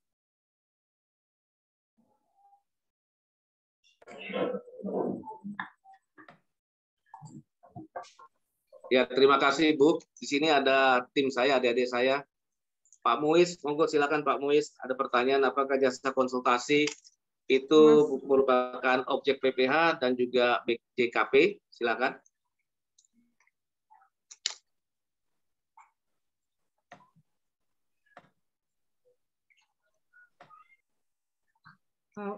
Mohon maaf, Pak Muiz, suaranya masih di unmute ya? Pak Muiz masih di unmute. Abdul Muiz. Ya, silakan Abdul Muiz. Mohon maaf. Ya, silakan. Saya lihat dulu pertanyaan dari siapa tadi ya? Dari Ahnaf Fakih. Oh, iya, Pak Mas Ahnaf ya. Ya, Pak. Pak, mohon maaf. Untuk jasa konsultan, ya dikenakan ada itu masuk jasa kena pajak itu di PPH pasal 23. Untuk yang konsultan yang punya NPWP nanti akan dikenakan 2%-nya, kemudian yang tidak punya NPWP akan dikenakan 200.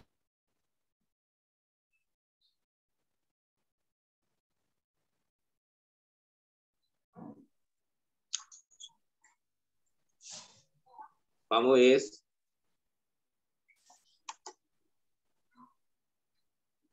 Ini masalah koneksi ya. Jadi saya coba lanjutkan ya. Jadi pertanyaannya, jasa konsultasi itu merupakan objek PPH. Ya, atas penyerahan jasa konsultasi juga merupakan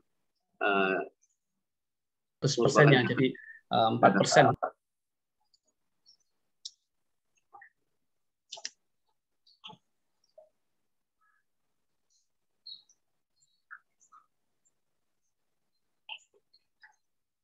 Pak Muiz.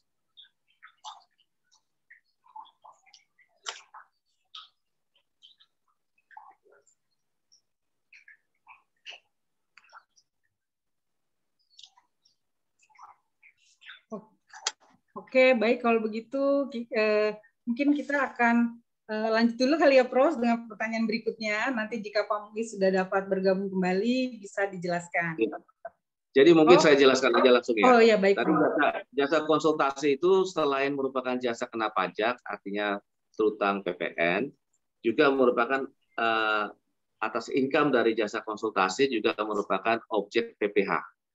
Jadi objek PPH dan juga terutang PPN atas penyerahan jasa konsultasi. Karena jasa konsultasi merupakan jasa kena pajak. Ya. Mungkin singkatnya gitu Bu ya. Oke, baik. Terima kasih Prof. Ini ada pertanyaan kedua lagi, Prof, dari Saudara Fatir.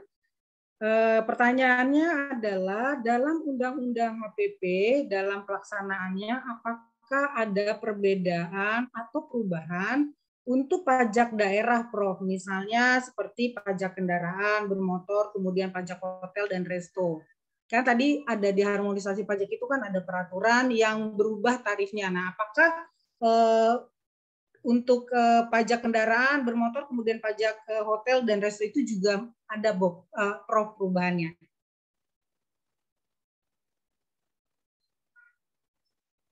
Terima kasih ya. Pertanyaan kedua, nanti Mas Iping sama Mas Muiz, Gisel bisa seperti yang berikutnya aja ya. Jadi di dalam undang-undang ini tidak mengatur mengenai pajak daerah. Sedangkan keterkaitan dengan pajak daerah itu diatur dengan undang-undang yang lain, yang juga yaitu undang-undang harmonisasi keuangan pusat dan daerah. Itu narasumber kita pada pagi hari ini, Bapak Kepala Dinas, Bapak Kabid, Kasih GTK, Pak Boni. Jadi saya ulangi lagi ya, mengenai ketentuan mengenai pajak daerah itu diatur di dalam Undang-Undang Harmonisasi Keuangan Pusat dan Daerah. Jadi di Undang-Undang Harmonisasi peraturan perpajakan ini tidak mencakup mengenai pajak daerah. Baik, terima kasih Prof atas jawabannya. Ini pertanyaan selanjutnya nih Prof dari saudari Ivania, Prof. Karena teman-teman kita ini adalah baru gitu ya Prof, jadi bertanya apa sih itu tax treaty gitu Prof?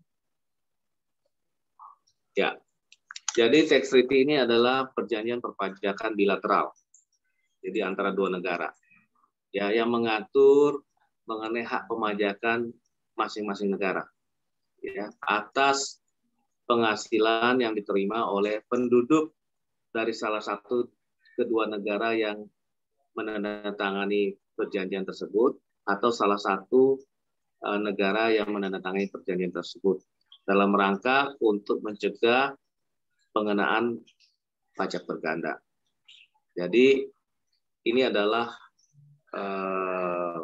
definisi umum atau batasan umum mengenai tax treaty. Ya, tax treaty atau P3B ya.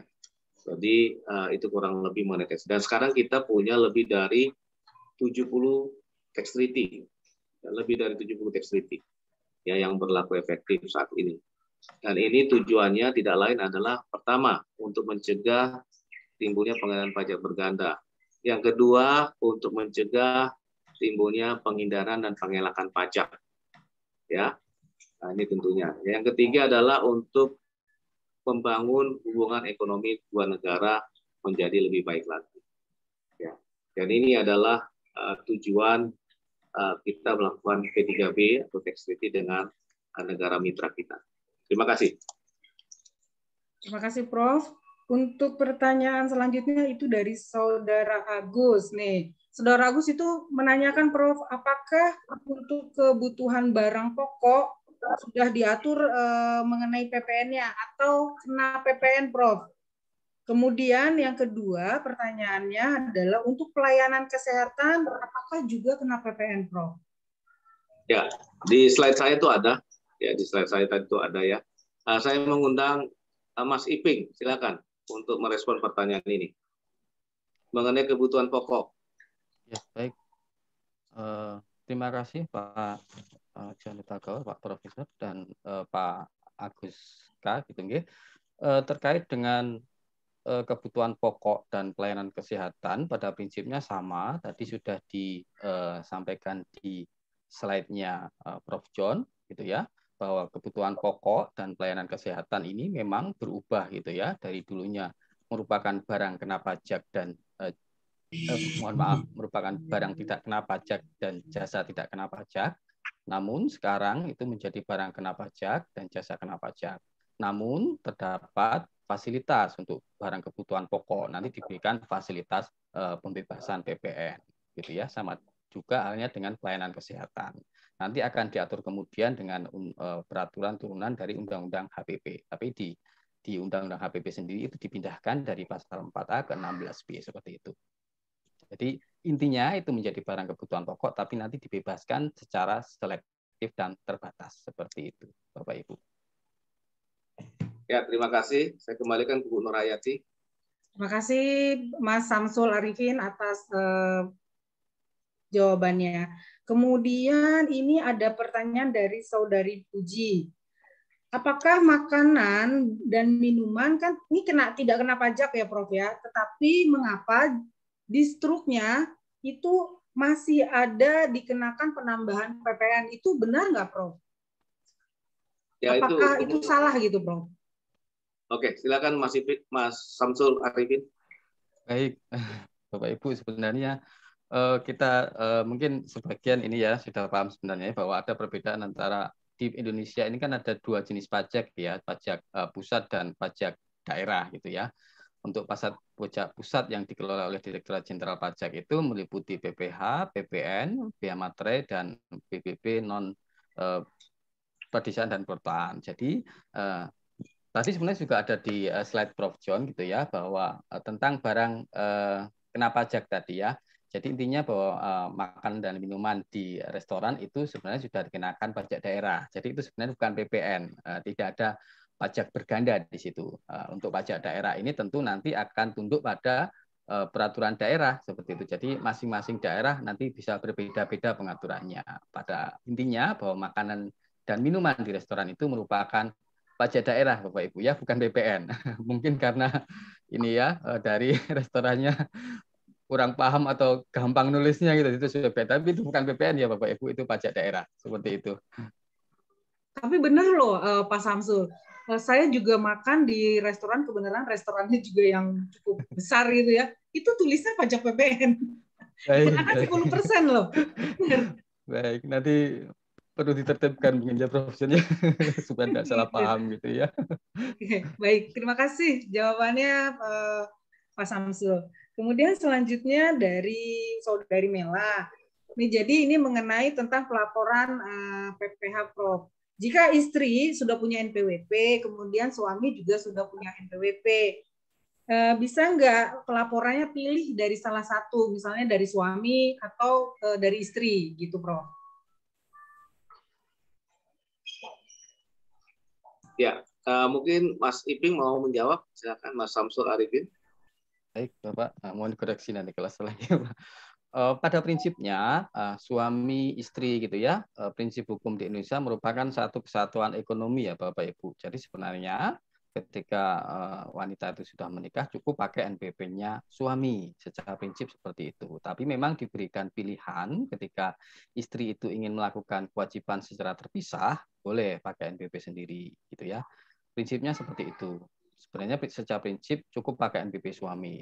Kalaupun nanti melakukan kebijakan memilih untuk melakukan kewajiban perpajakan secara terpisah gitu ya dengan suami, itu nanti ada formulir tambahan di SPT-nya gitu ya. Nanti penghasilannya harus digabung, kemudian dihitung secara proporsional seperti itu, pajak terutamanya seperti itu.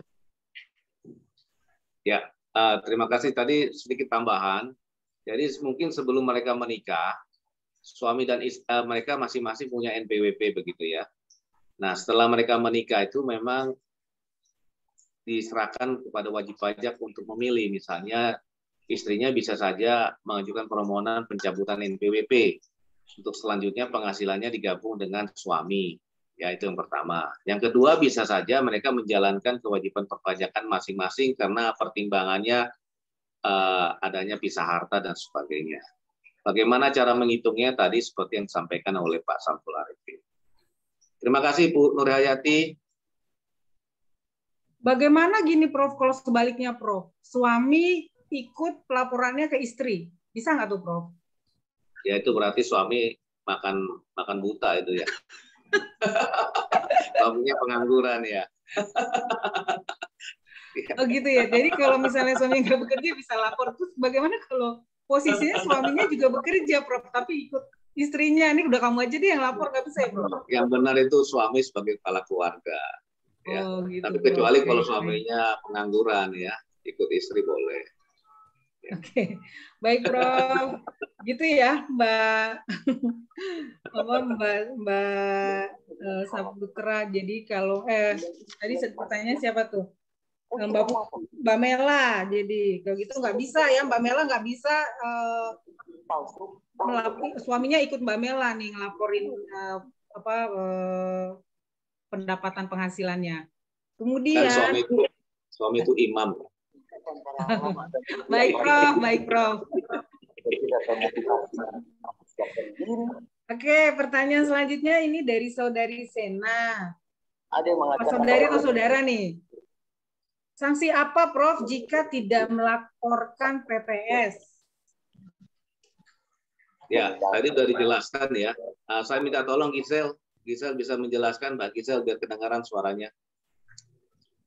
Saya memperkenalkan, mempromosikan anak-anak saya, Bu. Oh, baik, Prof. Oh, baik, Prof. Silakan, Mbak Gisel.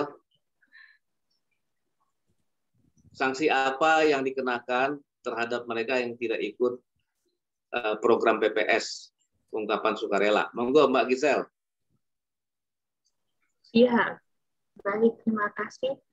Mungkin saya sedikit, suara saya terdengar dengan jelas ya? Nah, terdengar. Pada dasarnya tadi sudah disampaikan oleh Prof. John ya sebelumnya, memang program pengungkapan sukarela ini ya sifatnya sukarela. Nah, bagi para wajib pajak yang tidak mengikuti PPS, nah ini ada di slide Prof. John tadi, mungkin kita bisa lihat kembali ya. Untuk yang kebijakan 1, untuk WP,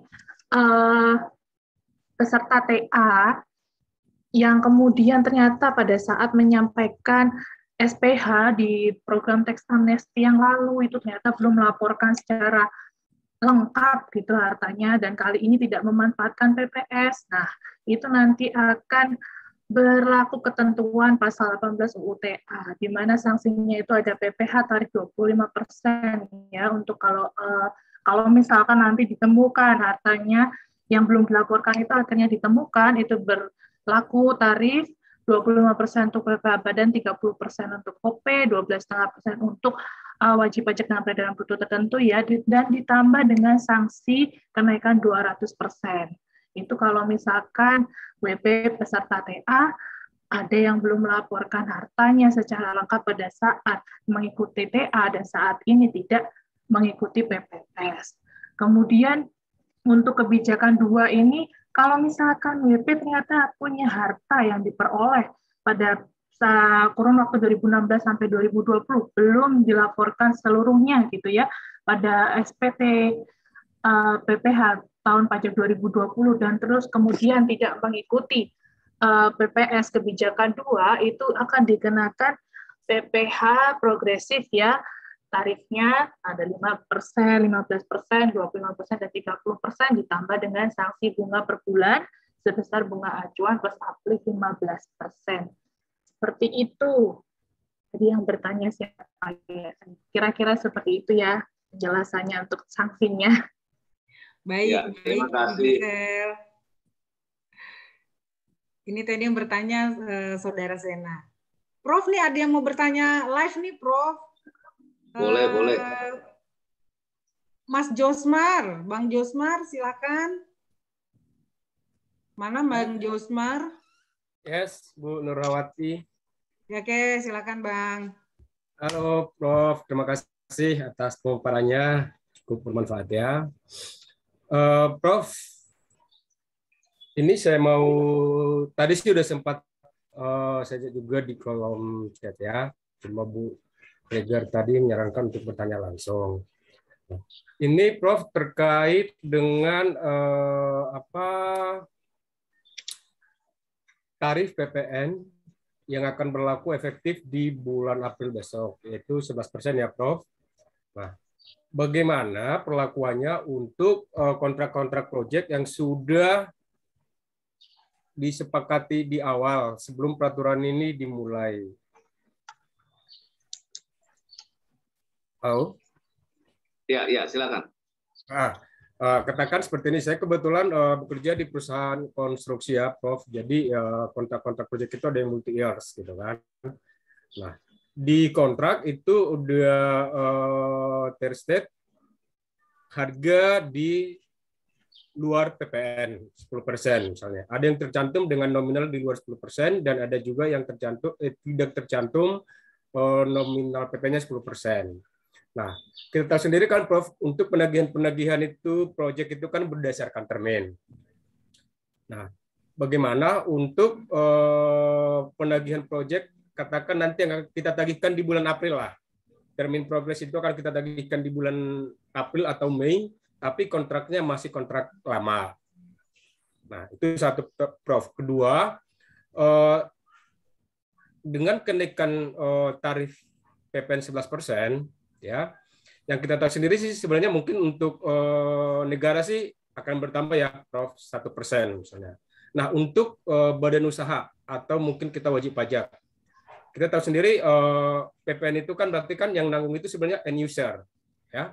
Otomatis dengan adanya penambahan PPN 1% itu kan akan menambahkan beban bagi si pengguna.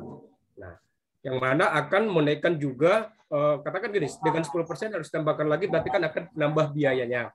Nah, bagaimana kira-kira respon dari pelaku usaha atau wajib pajak? Nah, itu aja sih mungkin, Prof. Terima kasih atas waktunya. Nanti akan dijawab mengenai mekanisme bagaimana untuk kontrak-kontrak yang sudah ditandatangani sebelum berlakunya tarif 11% ini ya. Tadi di awal saya sudah menyebutkan bahwa kenaikan 1% ini tidak lain adalah untuk artinya menyesuaikan ya tarif PPN kita dibandingkan dengan negara-negara lain yang memang terlalu rendah ya. Selain itu kedua tentunya diharapkan bisa mengkompensasi penurunan tarif PPh badan yang semula 25% menjadi 22% ya.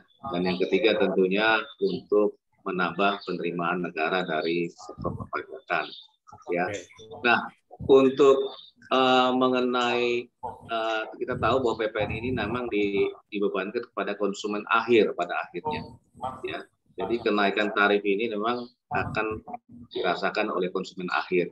Sedangkan kontraktor ini tentunya selaku yang melakukan penyerahan jasa konstruksi tentunya akan memungut PPN ya dan memperhitungkan nantinya pajak masukannya untuk kewajiban pelaporan dan setoran massa PPN yang dilakukan oleh pengusaha kena pajak. Nah, untuk pertanyaan saudara tadi, bagaimana untuk tagihan-tagihan atau billing-billing yang akan dikeluarkan, ya, di mana kontrak tersebut sudah ditandatangani jauh sebelum berlakunya tarif 11%. Saya mengundang Pak Samsul Arifin, Mas Samsul untuk merespon pertanyaan ini. Silakan. Baik, terima kasih Prof. John dan Bapak Josmar. Memang Bapak Ibu, memang Undang-Undang HPP ini diundangkan pada tanggal 29 Oktober tahun 2021. Sebagaimana yang disampaikan oleh Prof. John tadi, memang masa berlakunya memang tidak berbarengan Bapak Ibu. Untuk KUP dan cukai memang langsung berlaku. Kemudian untuk yang PPh itu tahun pajak 2022, kemudian khusus PPN, untuk PPN ini berlaku 1 April tahun 2022. Ini mempunyai maksud bahwa ini menyediakan ruang, menyediakan waktu kepada para pelaku usaha untuk menyiapkan diri. Karena kan memang dalam sejarah kita baru kali ini gitu ya, Bapak Ibu, ada kenaikan PPN gitu ya. Memang untuk yang disampaikan Pak Josmar tadi, bahwa ketentuan turunan mengenai Undang-Undang PPN ini sampai saat ini belum keluar Pak Josmar gitu ya. Memang belum keluar. Memang hal itu sudah pernah kita sampaikan gitu ya dalam diskusi internal, bagaimana dengan kontrak multi-year yang disampaikan Pak Josmar tadi gitu ya. Maaf Pak, suaranya kurang ini. Suaranya kurang keras. Ya, betul. Pada intinya Pak Josmar bahwa memang undang-undang turunan dari HPP yang klaster PPN gitu ya, baik PPN maupun PPh ini memang saat ini belum keluar gitu ya. Jadi belum ada ketentuan teknis mengenai hal-hal yang disampaikan Pak Josmar. Untuk kasus Pak Josmar itu memang sudah kita sampaikan gitu ya ke pusat. Ini nanti ada kasus seperti ini gitu ya, ketika kontraknya sudah multi-year gitu ya, sudah berjalan gitu ya. Tentu tidak bisa diberikan prinsip-prinsip umum gitu ya. Tentu nanti ada ketentuan peralihan gitu ya. Nanti kita tunggu gitu ya. tentu pemerintah gitu ya, Direktur Jenderal Pajak, Kementerian Keuangan tentu akan mendengar gitu ya, akan mendengar dari masukan dari masyarakat gitu ya. Kita berharap bahwa nanti akan ada solusi tentang itu gitu ya. Tapi memang saat ini belum ada aturan turunan mengenai Undang-Undang HPP di klaster baik PPH maupun PPN gitu ya. Mungkin Prof. John bisa menjelaskan nanti tentang bagaimana Prof. John kan dulu juga Direktur Peraturan Perpajakan ya Prof ya. Tentu untuk membuat peraturan ini tentu akan mengundang banyak stakeholder gitu ya. Khusus untuk kasus Pak Jusmar itu memang sudah kita sampaikan Pak Jusmar di dalam diskusi internal bahwa nanti ada kasus seperti ini gitu ya. Semoga nanti aturan turunan itu bisa bisa mengakomodir hal itu gitu Pak. Mungkin jawaban saya sementara seperti itu Pak Josmar. Iya, terima kasih. Jadi menambahi Mas Josmar, jadi mengenai aturan pelaksana dari ketentuan mengenai PPN itu sedang dalam proses, mungkin dalam waktu dekatnya akan segera diturunkan sebelum berlakunya penerapan tarif 11%. Jadi kita bersabar dulu menunggu aturan pelaksanaannya. Sedangkan aturan pelaksanaan mengenai PPS itu sudah keluar dengan diterbitkannya peraturan Menteri Keuangan. Jadi ada banyak aturan-aturan yang pelaksanaan yang memang sedang dalam proses dan insya Allah akan segera disampaikan, diterbitkan ke masyarakat. Oke. Terima kasih Prof. Berarti mudah-mudahan aturan turunannya bisa dikeluarkan sebelum April ya Prof ya. Karena kebetulan juga memang di samping saya juga kebetulan sih dosen tutor juga di Unsya. Nah, terus di samping saya juga di sana ada beberapa klien saya juga memang yang menanyakan hal tersebut. Gitu. Oke, terima kasih. Mudah-mudahan kita berharap sih sebelum bulan April aturan turunannya untuk teknis pelaksananya di lapangan bisa segera dirilis. Demikian, terima kasih Prof dan rekan-rekan semua atas responnya. Terima kasih Pak Josmar. Prof, ini ada lagi nih pertanyaan, mungkin kita tinggal sedikit sih Prof pertanyaannya dari Saudara Saputra. Nih, mungkin tadi Prof sudah menjelaskan, tapi kita juga minta dijelaskan kembali Prof. Apa sih yang menyebabkan tarif PPN kok jadi lebih naik Prof gitu ya? Sehingga yang dari 10 jadi 11%. Pertimbangannya apa nih Prof pemerintah melakukan hal tersebut?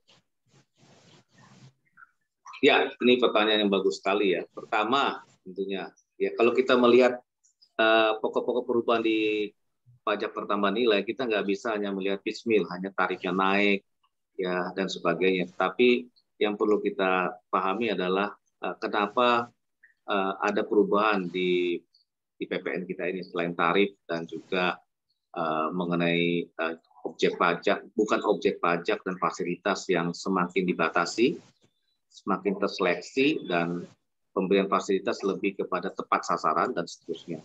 Ya, jadi kalau kita melihat ini semua dalam satu konteks yang luas, tentunya harapan pemerintah, keinginan pemerintah menaikkan 1% ini pertama adalah mengkompensasi penurunan tarif PPh badan.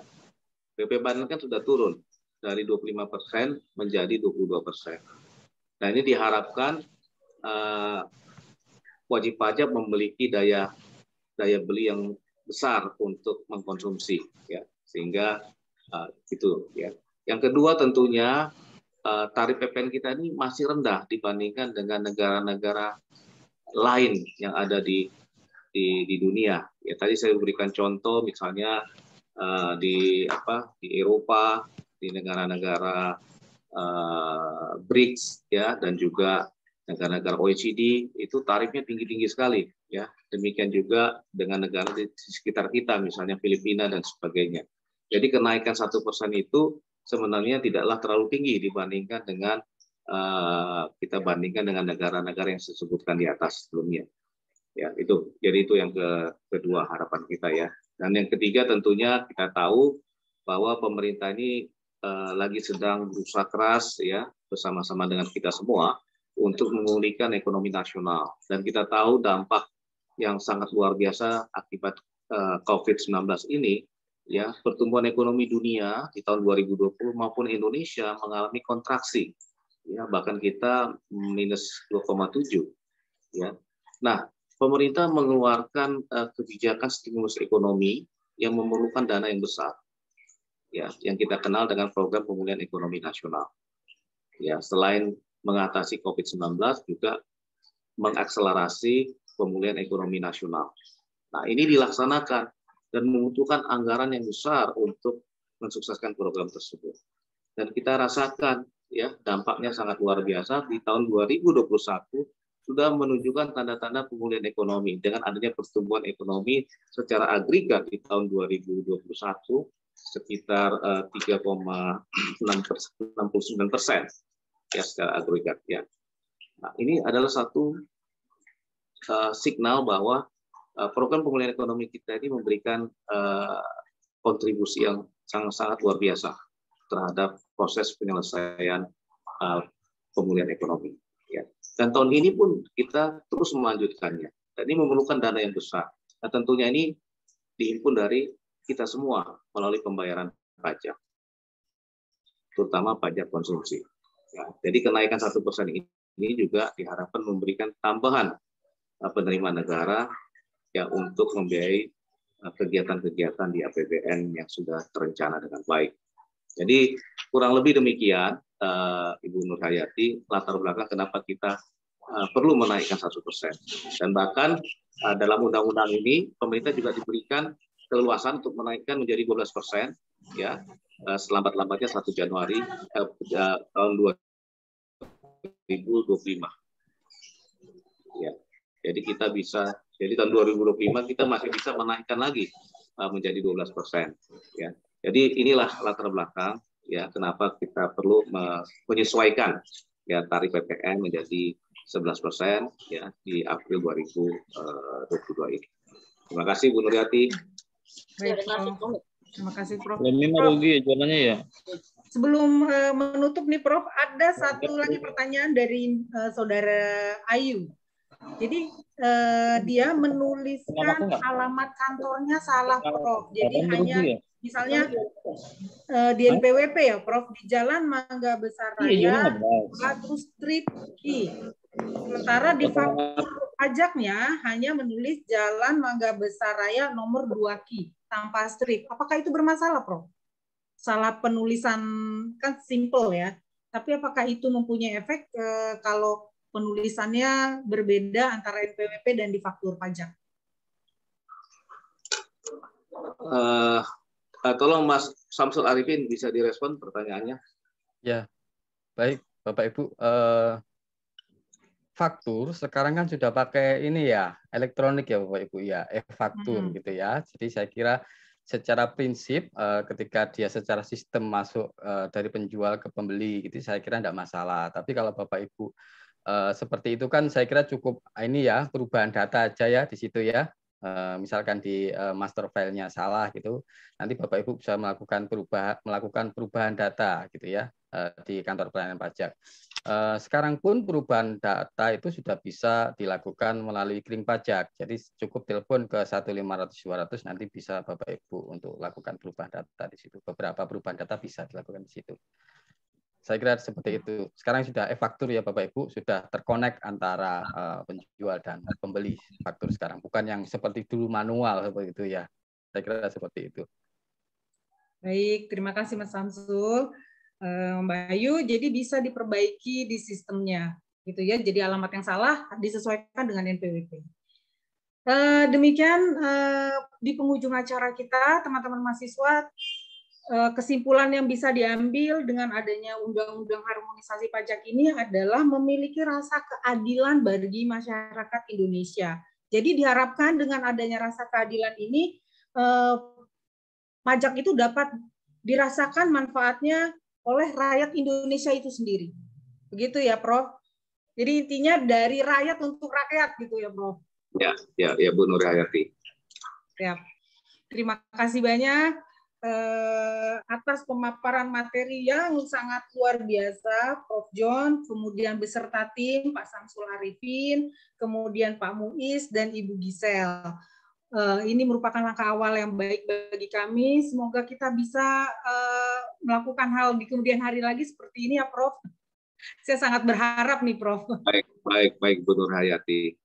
Terima kasih banyak juga dengan teman-teman para tamu undangan yang hadir. Saya lihat juga ada dari kampus lain. bahkan dari YMIK ya tadi ya, anak SMA juga bisa hadir gitu. Saya senang sekali diadakannya acara ini, sehingga dari pengetahuan kita yang minim tentang pajak, kita lambat laun juga kira sudah mengerti akan hal perpajakan tersebut. Terima kasih banyak. Akhir kata saya mengucapkan wabillahi taufiq walhidayah. Wassalamualaikum warahmatullahi wabarakatuh. Salam sejahtera untuk kita semua. Waalaikumsalam. Terima kasih Prof. John. Semuanya, Bu Norayati dan Ibu. Sama-sama, Prof. Terima kasih. Dan teman-teman semua. Salam sehat ya, Prof. Semuanya. Oh, baik, Prof. Terima kasih, Bu. Tak lupa juga saya mengucapkan terima kasih banyak untuk tim panitia yang sangat luar biasa, Kak Meta. Aduh, luar biasa, Kak Rizky. Yang lain, Bu. Ada Mbak Kurnaningsih. Terima kasih sudah datang. Mudah-mudahan di Pak Samsudin, terima kasih Pak Aziz. Ya. Terima kasih. Iya, Bu Siti juga ada. Terima kasih. Terima kasih. Selalu ya. Sampai jumpa di webinar selanjutnya ya. Baik, sampai ketemu. Cuman sayang waktunya pas waktu olahraga. Oh, nggak apa-apa Pak Aziz, waktu olahraga biar semangat Pak sambil dengarkan. Ini belum ngelihat Mas Gaspar nih, sahabatnya Kameta. Oh iya, ada tadi saya lihat. Ada ya? Ada di lapangan. Ada, Bu. Oh, ada. Nih sih. Ya, iya, tadi juga ada Prof. Rus, Bu Nur Hayati. Oh, ada ya Prof. Rus. Iya, alhamdulillah hadir. Okay. Nah, saya semua sampai ketemu di webinar kita selanjutnya. Assalamualaikum warahmatullahi wabarakatuh. Terima kasih. Waalaikumsalam warahmatullahi wabarakatuh. Iya. PPT-nya nanti di-share. Ya, nanti di-share Bu Siti. Siap. Ya, makasih. Terima kasih kembali. Terima kasih Pak Andri. Thank you semuanya tim. Untuk materi dikirim ke email ya Bapak Ibu. Oh iya, oke, dikirim email. Baik. Iya, siap. Terima kasih. Selamat olahraga kembali Pak Aziz. Sudah selesai. Sudah selesai. Siap. Izin live Bapak Ibu. Terima kasih banyak. Terima kasih semuanya.